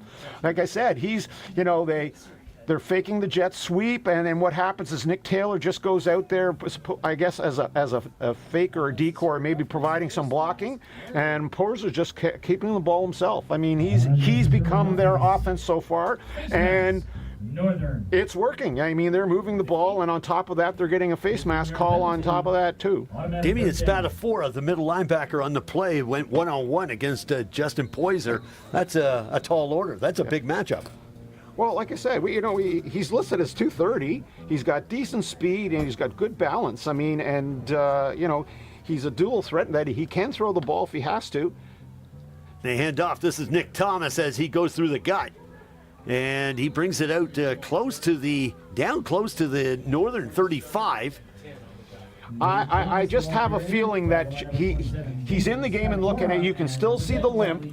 I still think he'll be effective running these short little gains, right? I'm not sure he's going to have that breakaway step, that he showed in the first half. But he's toughing it out, and, hey, this is a big game. He's in there for his team. Wow. But this certainly now to me is Justin Poyser time right here. Let's see if he hands it off or makes the fakes and keeping himself. Second down situation, and here's Poyser, and he sees an opening. He gets around a couple of defenders, and he's going to go wide, and he's brought down close to the 15-yard line. Dan, that's a good run for Justin Poyser. Well, again, I mean, it's not like I know what the play is, but it's so obvious what they're going to be doing right now, right? They hand off the ball occasionally, and right now, the reason why you keep doing this, and this is good coaching, okay? It's not, you're not saying it's repetitive. It's good coaching. If it's working, keep on going to it until the other team shows you they can stop it. And right now, so far, Northern has not shown the ability to stop Poyser from getting first downs on 2nd and 5 or 6. And especially at the end of the half where he made that big first down. And right now here, each one of these first downs has been because of him and his running. St. Roch with the ball on the Northern 16. Here's Poyser. Shotgun, a handoff to Nick Thomas. He's going to go through the B gap, and he's brought down after a couple of yards on the gain. Well, again, their usual pass, you'll see fake the jet, fake the jet, and then hand it off to Nick that time. And like I said, he just to me looks a little hesitant hitting the holes, and that could be because of his leg. Maybe I'm reading too much into it, right? But he's still effectively hit. He still effectively picked up 3 or 4 yards here. Dan, I'm looking at number 92, Evan Locke, the offensive lineman at 6'4", 310 pounds. Okay, what am I going to say now? Okay, Poyser's going to fake to somebody and carry the ball himself. At least he's done that now the last 3 or 4 series. Let's see what he does here. Poyser. They're throwing the ball. And they're going to go with a pass. And could and I have don't been. see a flag. There's no flag on the play. I'm looking at the coaches on the sideline for St. Roch, and they're calling for pass interference. Well, Let's take a look again at the replay. That could have been screening, possibly, because it didn't look as though the defensive back for Northern turned around and played the ball. He looked a little bit there, right? But that was Ben Cooper, the defensive back, matched up against Jaden Pinto on the play. Okay. So there was no flag. No, and I've been told it was a good call that the Northern player didn't actually put his hands up to try to screen it. I mean, he was just playing the ball as well, so good call. I still think they should have ran Poyser there. Do it until the Northern says they can stop. They can stop it. They sort of gave Northern an out there by throwing the pass. Dan, we networks always utilize the officials in their broadcast, and we've certainly got one here as well in Ted Goldberg. And he's in the broadcast booth here today. We like to utilize Ted whenever we can. Well, you go to the expert sources when you have them available, right? He's sitting right next to you. 4:18 left here in the quarter. Single point. 21-10. St. Roch Ravens leading Northern Red Single Knights. point. He put up the one finger. They're the ones that are supposed to do it. Oh, okay. Well, I think we have a discussion here, but we think it's a single point.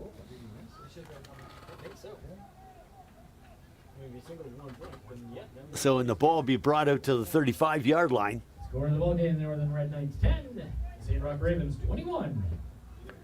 No, 22. I didn't mark it. Correction, 22. So, certainly a credit to our public address announcer, Chris Worth. Good job by Northern. Okay, limiting that to 1 point. Here's Riley Chalmers with a short pass. And wow, talk about coverage. Riley threw to the wrong players there. That is called a mesh pass, where they have crossers coming from both sides. He threw to the underneath crosser that was closed, but if we got a chance to look here, it's a little bit too close, the camera here, but the two men that crossed just beyond him were wide open, and so that time he made the mistake throwing to the short underman that was covered very well. And as I said, the linebackers aren't really dropping off that much. That's why the deeper crosser was open on that play. No, check with the linebacker on the play. Chalmers in the pocket. The throw. Oh, no. And it's picked off. Number 74, Daniel Pichel. Picked off by number 74, Dan Pichel. Daniel Pichel makes a really nice interception here. The receivers seem to be a little bit close together there, and we'll take a look at it. No, he just made a nice job stepping in front of Riley McMahon. Really nice interception that time. So the ball placed at the Northern 39. It's 1st and 10 for the St. Roch Ravens, and that's definitely not what Northern needed at this time. Only because it was so inopportune. Even if they're punting the ball, they're wasting a little more time. Like I said, you're trying to get to the fourth quarter where they showed they could move the ball, and they were much better passing the ball. Here you've given them the ball in decent field position, right? And the last thing you can afford to do is give up a lot of points at this stage of the game. Nick Thomas on that option play, and he gets around a couple of defenders. He's still going. Nick Thomas looking for the end zone, and he puts it into overdrive as he goes into the end zone for a touchdown. St. Roch Ravens. What a run by Nick, and forget about everything I said before about his ankle. Clearly the ankle is all right. He just did a great job that time bouncing it outside, and then when he had to turn on the jets, he still had that second gear, the next gear there. Really nice run that time by Nick. He's got usually what happens after they score and they walk back, then they start limping again, right? You know how it is, just to. But hey, look at it. He'll feel the pain later on. Hey, absolutely. What a great play that time by Nick. But that's what a hot tub's for. Hey, like we said, the athletes right now, especially in the backfield for St. Roch, are winning this game for them. Ben Campu-Peters on the convert. So Jaden Pinto, extra point is good. Nick Thomas, and especially Justin Poyer are just doing a doing a fantastic job for the St. Roch Ravens. Thomas. And that was a bit of a killer for Northern. If they kept it to within 2 scores, it was feasible. Now you're in the neighborhood of 3 scores. They almost have to come up with a score here before the quarter changes. Lots of action coming up, Dan, with the OFSA Bowl football series as well. Down in Windsor, we'll see 9 bowl games down there. Go to ofsa.on.ca. Well, both these teams will be down there playing as well, and so they'll have one more opportunity to play in a bowl game later in the month here, down in Windsor, as you said. Well, this is great experience as well, to be able to play in a high-profile game before you get to that point. Well, the whole point of this Metro Bowl series here is to introduce, or not reintroduce, but bring back, a significant bowl game for the entire region. This is, essentially a GTA Bowl right here. Miguel Collado on the return for the Northern Red Knights. Brings it out to the 20, and they're tugging and pulling. We see a couple of separate battles along the way. Well, Miguel that time caught the ball and was just a little tentative instead of, hitting the hole with speed. And you could see, clearly the St. Roch's players are just trying to pull the ball out, create a fumble, right? I mean, it's almost standard now. You see it at whatever level you the first man holds you up, and the next men are coming in and trying to pull out the ball, create the turnover. Miguel Collado at 5'9", 165 pounds, and he's pretty fearless for that size. No, he's been a great player for them all year long, and he's going to have to be great here in the next quarter and a bit for Northern to come back. And the Red Knights are going to run this one out to approximately the 23, 24-yard line. Yeah, again, Lucas, but you can see what's happening, whereas earlier in the game they were getting 6-7 yards on that first down carry. Now they're being limited to the last 2 or 3 series they've been limited to 2 or 3 yards on first down, so they're clearly not getting what they were before. He needs to beat a man here. And this is Will Sievert, and he brings it out to the 25-yard line. Yeah, no, they tried to hitch pass to Will Sievert that time, but he couldn't beat the one man he had to beat and limited that to only a few yards gain, and they're going to have to punt. Really nice job look at that time by 41. Noel Chuki had a good reaction by him, Dan. We've seen him several times throughout the course of the game, and he's very good in solo tackles. Well, what's impressive that, it's in the open field, and they really needed that tackle because they did have men blocking the other receivers there. Could have been a big gain. Johnny Musson out on the field for the Northern Red Knights. Huge kick. And a spiral out of bounds right at center field as we see separate battles going on between Pichelle and number 55, Ethan Kay, on the special teams. We're now at that point in the game where Northern really can't give up any more points. They have to basically turn the ball over, get the ball over here again, go down and score, and then hope that they can do a little bit of magic with the win in the fourth quarter. Dan, we've got Campbell Blake here in the press box, our media relations director and liaison with all the universities across the country. And we see a number of universities here on the sidelines right now, taking in all the action and noting all the talent that's on the field. Well, this is where they recruit here. This is where they can identify it. Be frank, most of these coaches already know who the players are, but what they really want to see is they want to see how do these players play in big games against good competition. It's one thing to be able to catch lots of balls or run really well or tackle against much weaker teams where clearly you're the better athlete. But when you get in these type of games where now you have similar athletes, they want to see how you will play when there's pressure on and when you just don't have that, as I said, athletic advantage. And how do you play under pressure? Do you show leadership? What all those other things, intangibles that they really want to see if they want to recruit an athlete. Stephen Gerard Kawasi was the intended receiver on that hitch play. It did not work. It was kind of botched. Poiser and a quick flip. Okay, this is Darnell Green. They tried this early, and he went for a touchdown. He brings it out to the Northern 40-yard line. Well, and of course, that's exactly right. That's the jet sweep that he scored the touchdown on before. And again, just Darnell Green. There's another name that we can use in their backfield who has the ability to break it, as he did in the first quarter for a touchdown. He left Benjamin Best, the defensive end, in the rearview mirrors on the play. Excuse me just a second. Darnell's just gone down too. They're calling somebody out. So now, first it was Nick Thomas. Now it's Darnell. At the end of this ball game, boy, there's going to be a lot of players in the MASH unit. Well, this is a product of the type of game they play.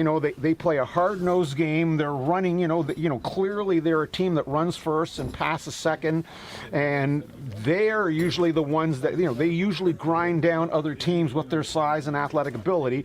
This is just one of those fluky things here where, the running back just comes up with, on a play. But, it is significant that two of their running backs have gone down here. However, they do have the big lead, a 19-point lead. We're almost at the very end of the third quarter.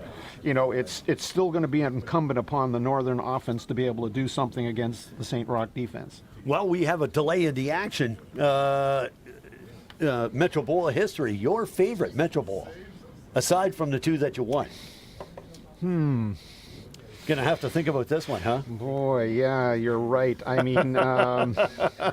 We saw some great Metro Bowl games. The trouble is everybody else that won was not my favorite team. That was the problem, right?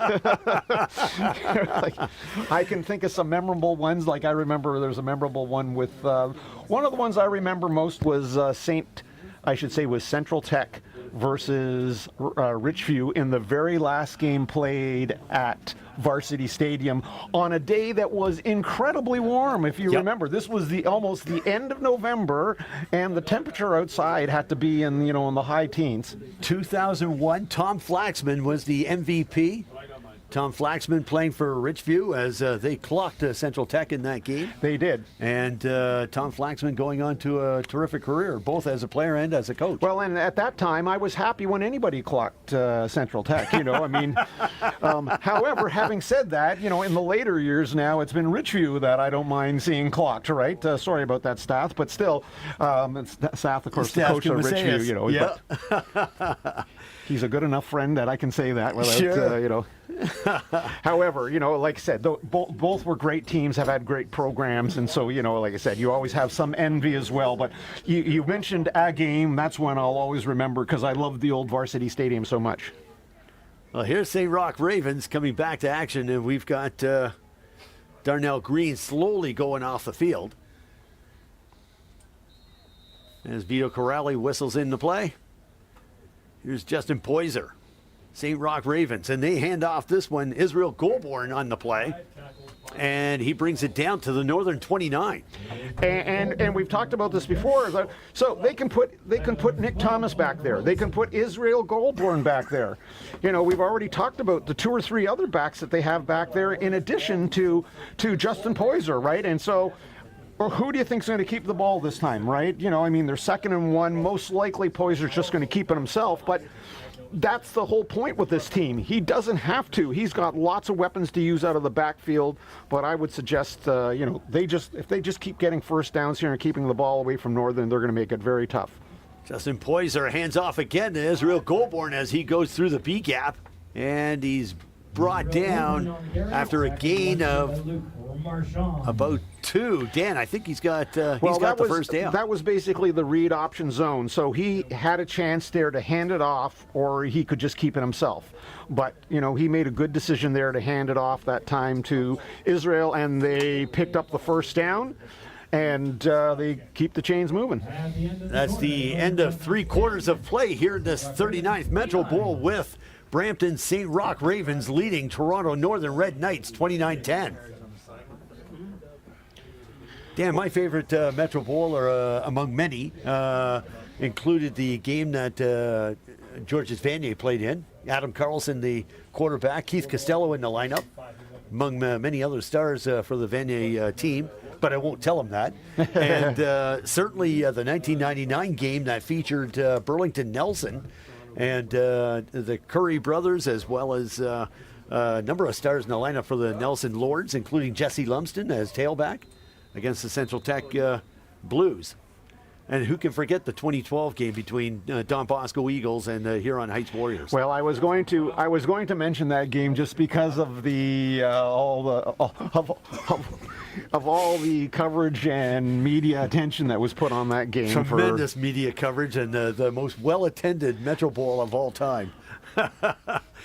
And the ball is at the Northern Red Knights 28-yard line. Yeah, that was a tremendous media coverage. Don Bosco Eagles, led by infamous head coach Rob Ford, the former mayor of Toronto, as we're now in the 4th quarter of play. Well, again, if they score here, they're pretty well putting the final nail in the coffin for Northern. Justin Poyser in shotgun. And Nick Thomas takes the carry, and he'll bring it down close to the 25. And no doubt, Nick Thomas has been a huge part of this offense for the St. Roch Ravens here today. Well, and again, he's still limping a little bit, but like you said, when he gets the ball, it's like the limp is gone, right? And, you know, he hits the hole really hard, has good lateral mobility, so he has the ability to make those little jump cuts. But then when he has an opening, he has that extra gear, like I said, just to turn it on and run away from defenders. Well, one player who knows him quite well by now is Sean Harding, one of the linebackers for the Northern Red Knights. He's been in on a lot of tackles here today. You'd probably want not to know him that intimately as he has so far. Yeah, exactly. Okay, here's that end around again that we saw for the touchdown that they scored right before halftime. This time they picked, he's going to get called for grabbing the face mask. Isaiah Blackwood on the carry, and that's Cameron McLaughlin on the face mask. Yeah, they had him stopped right behind the line of scrimmage. They didn't need to, but, you know, nobody intentionally goes to grab the face mask. It just happens, right? you're trying, you're working hard, and all of a sudden somehow the fingers grab on. I mean, even all the way up to the pro level, you see it. Even it seems always at a crucial moment in the game that it happens. Well, Cameron McLaughlin knew as soon as he grabbed the face mask, he knew to let go. Yep. So the flag on the field. That was too bad because the defense did such a good job of reading the play and stringing it out, and they would have had a turnover, and it would have been, they most likely were going to punt because it would have been a very long field goal, and they probably wouldn't have taken a chance, into the wind. But now they've got the ball again. They got another chance. They're going to run off another couple of minutes here if they put together, another first down or so. I'm looking at that defensive line for Northern, and they have to match up against Big Evan Locke, 6'4", 310 pounds of love coming at you. Well, that's the type of love I prefer not to have, like. The right tackle for the. And they've also got to deal with Michael Nejme, who is 6 foot, 298 pounds as well. Now, you can see the right side of the line, is huge, right? And they have been running behind them for a good portion of the game right there. And there's the read option, as I just talked about, that. What really works for the read option is when your first option is handing off to a back, and that back is, in this case, for example, Nick Thomas, who can get yards. The defense has to respect the handoff. So that's what allows Justin Poyser to just read that defensive end, and if he crashes down to try to pick up Nick, he just keeps it, and nobody touches him until he gets about 5-10 yards downfield. As you can see here, he picked up 9 yards. And once he gets going, we said he's a load. He's a big man. He's not a single arm tackle type of guy. Luke Marchant on the tackle, and he's had a number of them here today. Justin Poyser again on that reverse, and this is Stephen Gerard Kawasi, and he goes into the end zone. Touchdown, St. Roch Ravens. Yeah, the jet sweep worked again that time, and as we said, what ends up happening with St. Roch's is they just wear you down, they grind you down. Look at great blocking out in front. He basically went in without being touched until he got into the end zone. Just a really nice drive, aided by, of course, the penalty there for grabbing the face mask. Doesn't help. Set up for the field goal. Isaiah Blackwood for the St. Roch Ravens. Here's the kick, and it's good. Blackwood's extra point is good. So the Ravens have got a commanding lead here in the fourth quarter, Dan. Yeah, commanding is absolutely right. I mean, they're up by more than three 2-point touchdowns. They're up by 26 points. We're now into the miracle phase here, where you're going to need some significant turnovers or returns or things like that. So Northern has to go down, score quickly.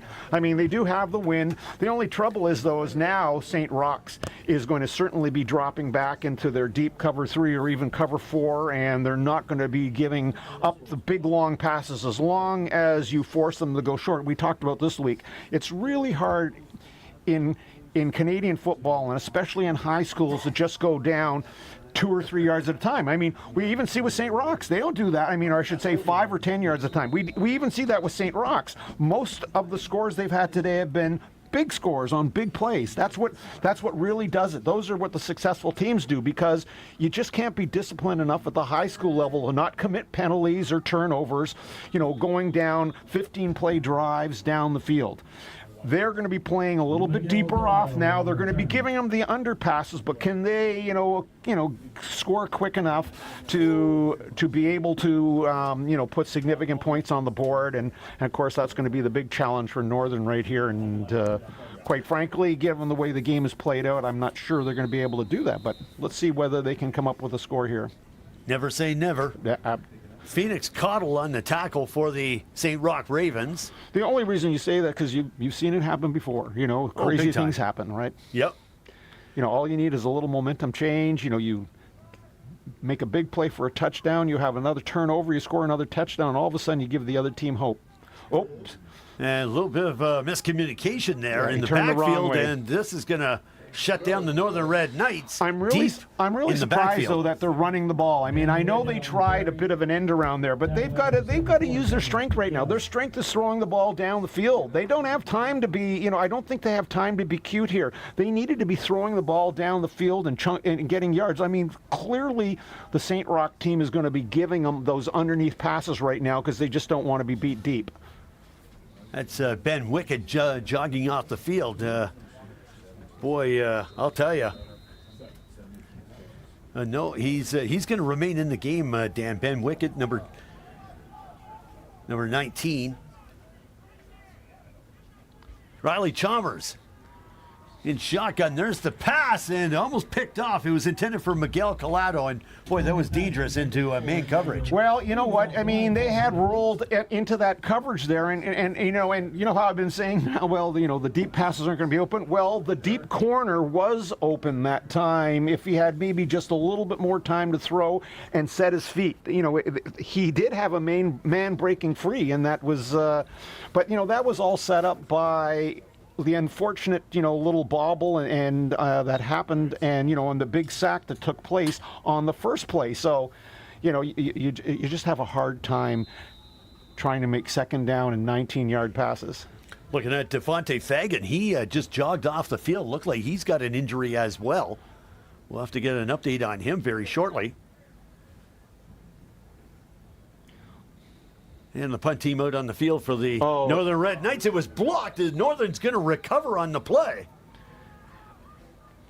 A really nice job that time. I mean, not only did they put pressure, but if we get a chance here to take a look at the kick, we're seeing 1, 2, and well, he took his 3 steps, that extra step, and that extra step gave them the time to get in there and block the ball. Terrell Hooper able to block the ball for the St. Roch Ravens. And quick reaction by Northern number 5, Dash Spenceley. And this is what we saw, sort of last week, how quickly St. Roch's went from, it being sort of a close game to all of a sudden, it almost turned into a rout. And if they score here, that's what we're going to see right now. So the St. Roch Ravens got the ball deep in Northern zone.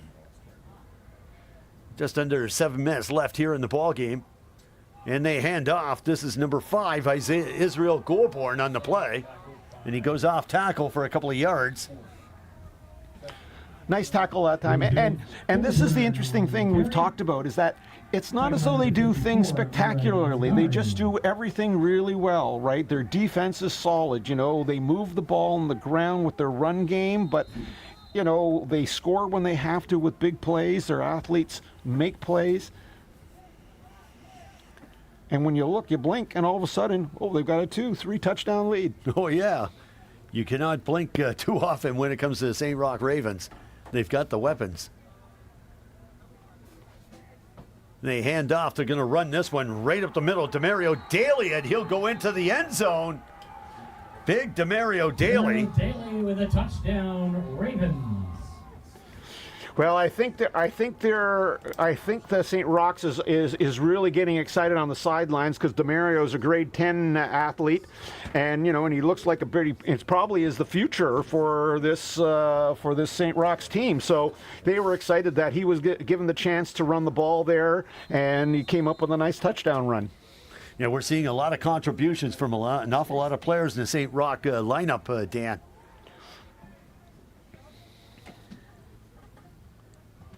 And the convert was blocked. Northern Red Knights I forgot. rejoicing over the one player who blocked the kick. Well, he made a nice block, but I think he also should probably be looking at the scoreboard as well before he gets too excited. So, yeah, Sean Harding jogging out to center field on the play. So 42-10 in favor of the Ravens over the Red Knights. Dan, don't forget we've got the Area 51 All-Star game coming up there afterwards, featuring some of the best of the GTA All-Stars here in Toronto, and that's covering almost 200 schools. Well, it should be, what's really great about that is every player that's out there has ability and has the, has the athletic ability or the football makeup to make a big play. So, you're just looking to see, what can they perform against players of equal caliber, and how effective can they be when they're in a big game situation. Again, this is what we talked about in terms of recruiting. Here's the kick, and this one's long. And the return for Northern, this is Will Sievert. Sievert gets out to the 20, and he's forced out about the 22-yard line. And the play was Aiden McFarland for St. Roch Ravens. And it's sort of exactly what we talked about here so far. There isn't a weak spot on their team. Their defense is strong. Their offense moves the ball when they have to, and their special teams have been excellent so far this game. The kicks, their kicking game has been effective. And they certainly are they're sure-handed tacklers when it comes down to them covering kicks and punts. So 5:47 and counting here in this ball game, the 39th Metro Bowl from Toronto. Riley Chalmers hands off. They're going to go wide left on the play. And that was Lucas Pratek on the carry. Yeah. Lucas Pratek on the carry. Well, they had the same little jet sweep motion. See right here, but he turns into, but Dash Benchley just turns into a blocker for Lucas there, who went around the end. Northern again running the ball. They'll go up the gut on the play. Yeah, Northern just clearly now wants to put together a few first downs. It's more for pride now. Hopefully they can make a pass or two, maybe go down and make another score. But clearly this entire game turned on that second and third down when they were deep in their own zone. St. Roch's near the end of the first half, when Northern had possibly a chance to get the ball back and maybe even take the lead, and it was Darnell Green who came up with the play and the touchdown. But it was Justin Poyser that made those two runs to get them that key first down where then Darnell made the big long run afterwards. And instead of going in at halftime even down or only ahead by a few points, they scored the touchdown and they went up by 11. And to me, that was the entire game right there in those two plays, because they were stopped, for about 4 or 5 yards in first down. So they had 2nd and 5, and Justin got close enough to the first down to go for it, or he did get it on 2nd down, and then the big play happened, and the game has been unwinnable for Northern ever since then. High snap. Chalmers looking to the air, and this one will bounce. But that was intended for number 14, Riley McMahon. Well, and you can even see here, right, you say to yourself, okay, good coverage, but, the front line is putting pressure on Northern as quarterback, Riley there, where he's not able even to step into the ball. He sort of threw that off his back foot, and when you throw it off your back foot, you couldn't get enough, he wasn't able to get enough zip and distance on it. And so, again, that's just a case of, a lot of pressure. Even though they didn't sack him or they didn't touch him, he could feel the pressure, and and certainly the throw represented that. Just under 4 minutes and counting here in this 39th Metro Bowl. Johnny Musson out on the field for the Red Knights.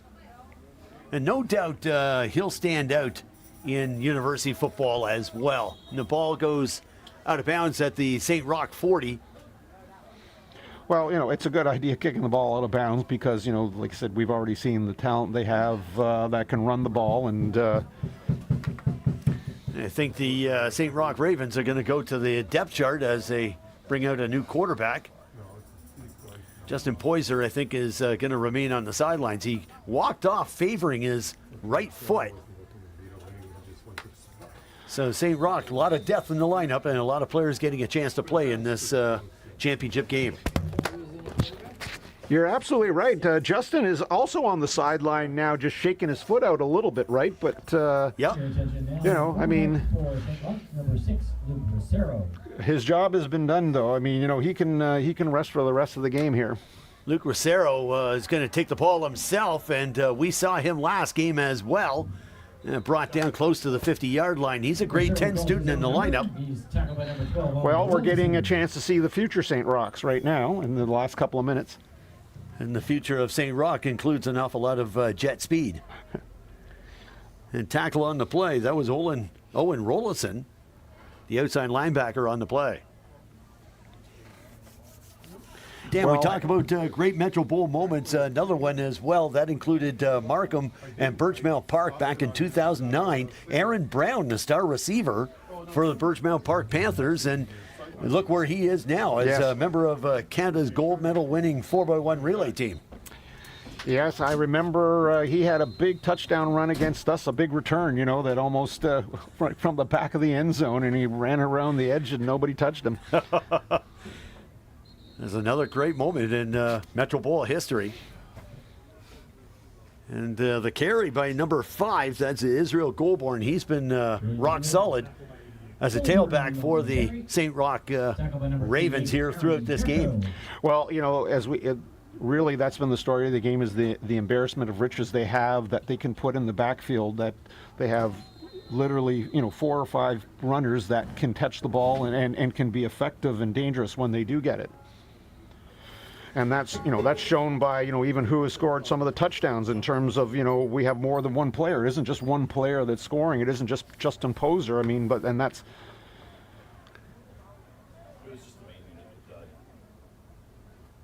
And another play for Luke Rosero, and he's going to go wide right on the play and takes a bit of a hit. He goes down, and we've got a flag on the play as well. Well, I can tell you right now, he was only paying lip service that time. Luke Rosero, he was going to run that ball. It didn't matter what.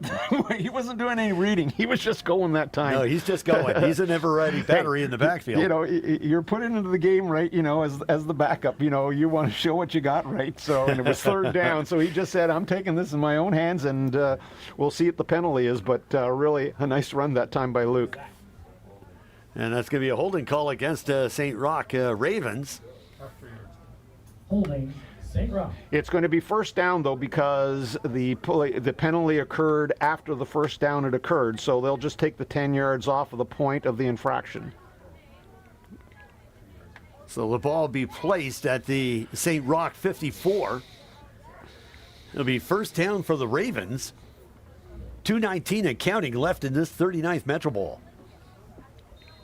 Dan, certainly have to thank the committee and George Gredis, the chairman of Football Toronto, and all the committee members who have committed to the past couple of weeks here during Metro Bowl month. It's been outstanding, and we've also got the bands and the anthem singers to thank as well. And Rosero going to keep it again, and he's body slammed to the turf. Ethan Kay made a nice tackle that time, but no, absolutely the follow-up. You're saying, George Gredis has done a great job putting together the Football Toronto concept, and the whole idea is just to provide a venue and a structure and these championship games that go beyond just the typical board championships, right? For these kids to showcase their skills and to have a meaningful championship. In this case, our Metro Bowl is literally a GTA championship right here. And like it used to be back a long time ago. Yes. We saw the different regions and the rankings of these teams over the course of the season. Rosero on the handoff. They're going to drive this one up the gut. Well, it's always fun to watch these type of games because typically they don't play against each other.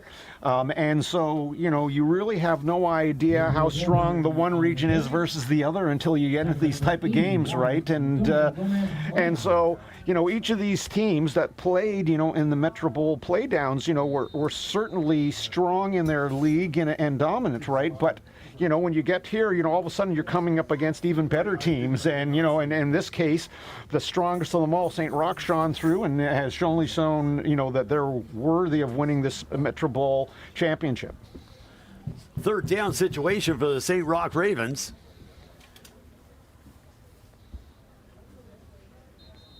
And they're in shotgun. We've got a flag up in the air. And time count violation against the Ravens with 1:16 left and counting here in this 39th Metro Bowl. I'd also like to thank our corporate partners as well, including the presenting sponsor, NFL Canada, for presenting this game. Thank you tremendously. Well, you know, it's all about opportunities for these kids to play and to showcase their abilities and to represent their schools. And that's right, and football does inject an awful lot of life into a school. Campbell. Yep. Yeah, it's down on the sideline. I could see it. well, we have 1:16 left, and you know, now Northern clearly is just playing for pride. Everybody's out there. You know, they want to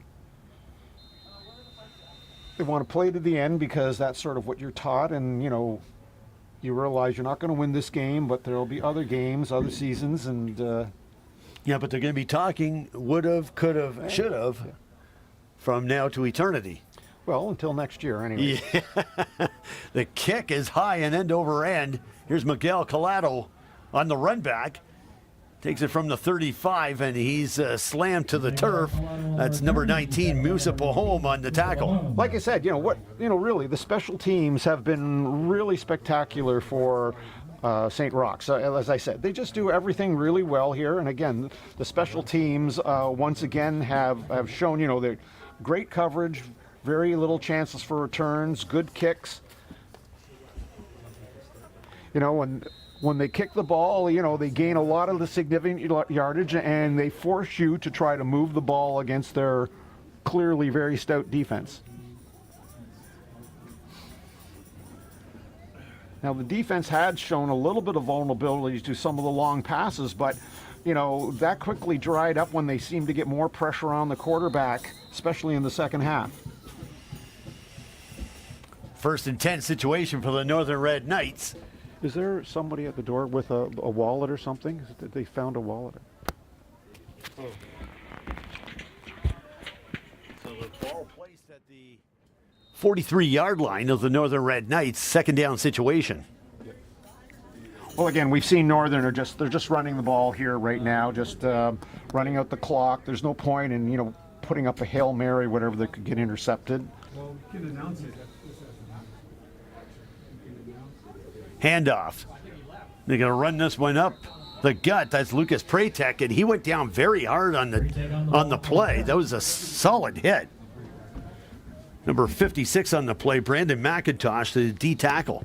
Well, like I said, I give a lot of credit to Lucas, especially playing the last 2 or 3 games that I've seen him play. With the ankle injuries that he's had.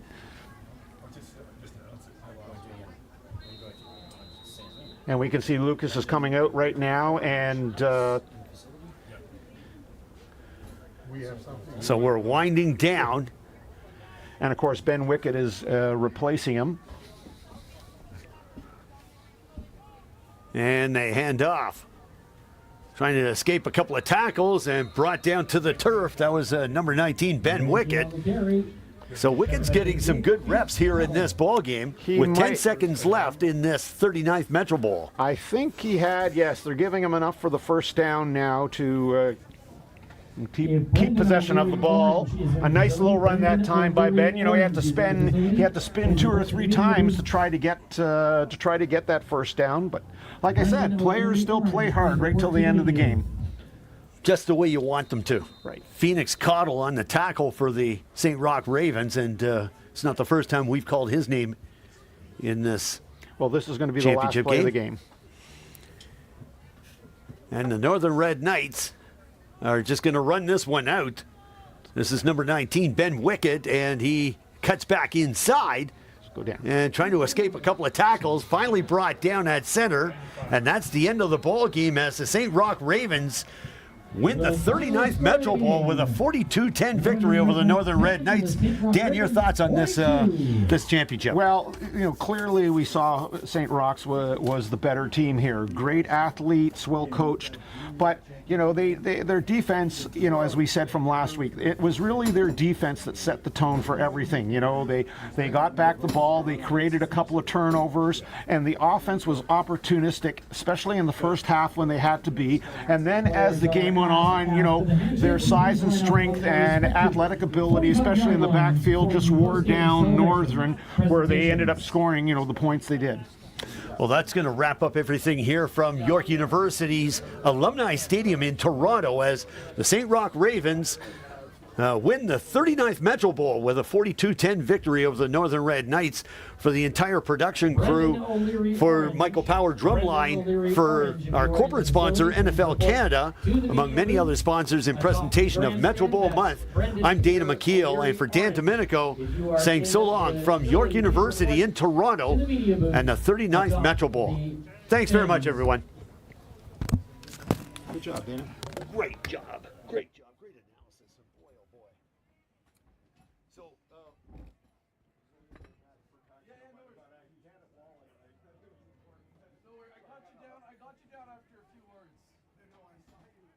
Once again, after the handshake, teams are asked to line up on their respective 45-yard lines for the post-game presentation.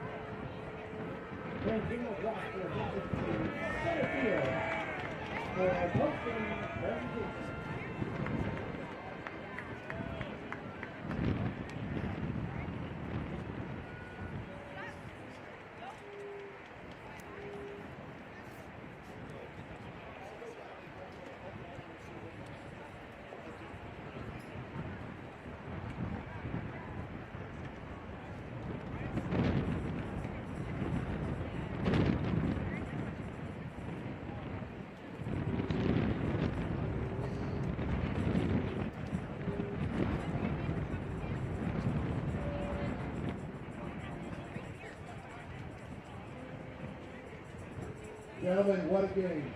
Thank you so much. Congratulations to the St. Roch Ravens for winning the 39th Metro Bowl. We're just going to take a second here to recognize a few athletes that were outstanding today. We'll turn it over to St. Roch coach.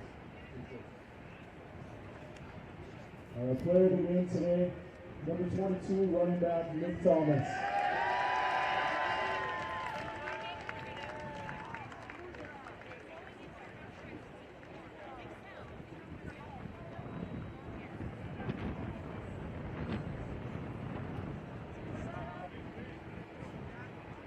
And from Northern, congratulations to St. Roch. Great play balls and good luck there also. For Northern, MVP is number 7, Northern King.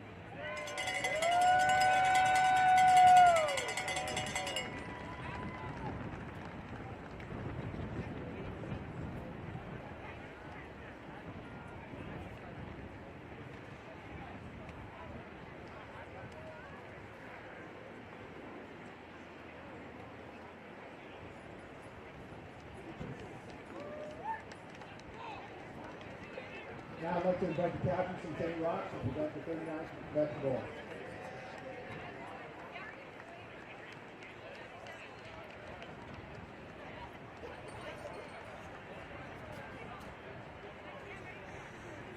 Thank you, gentlemen. Good luck at OSA.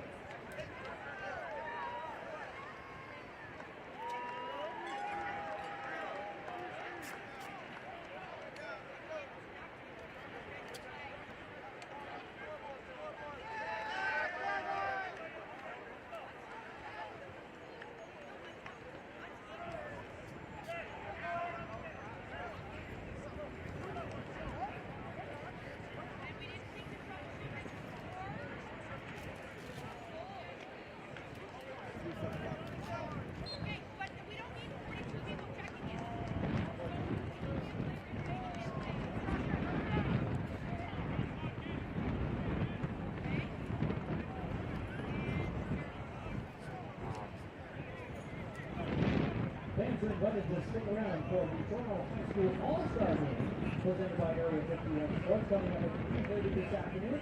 In the meantime, please enjoy the sounds of W.L. Mackenzie's band under the direction of Jennifer Scott Cornway.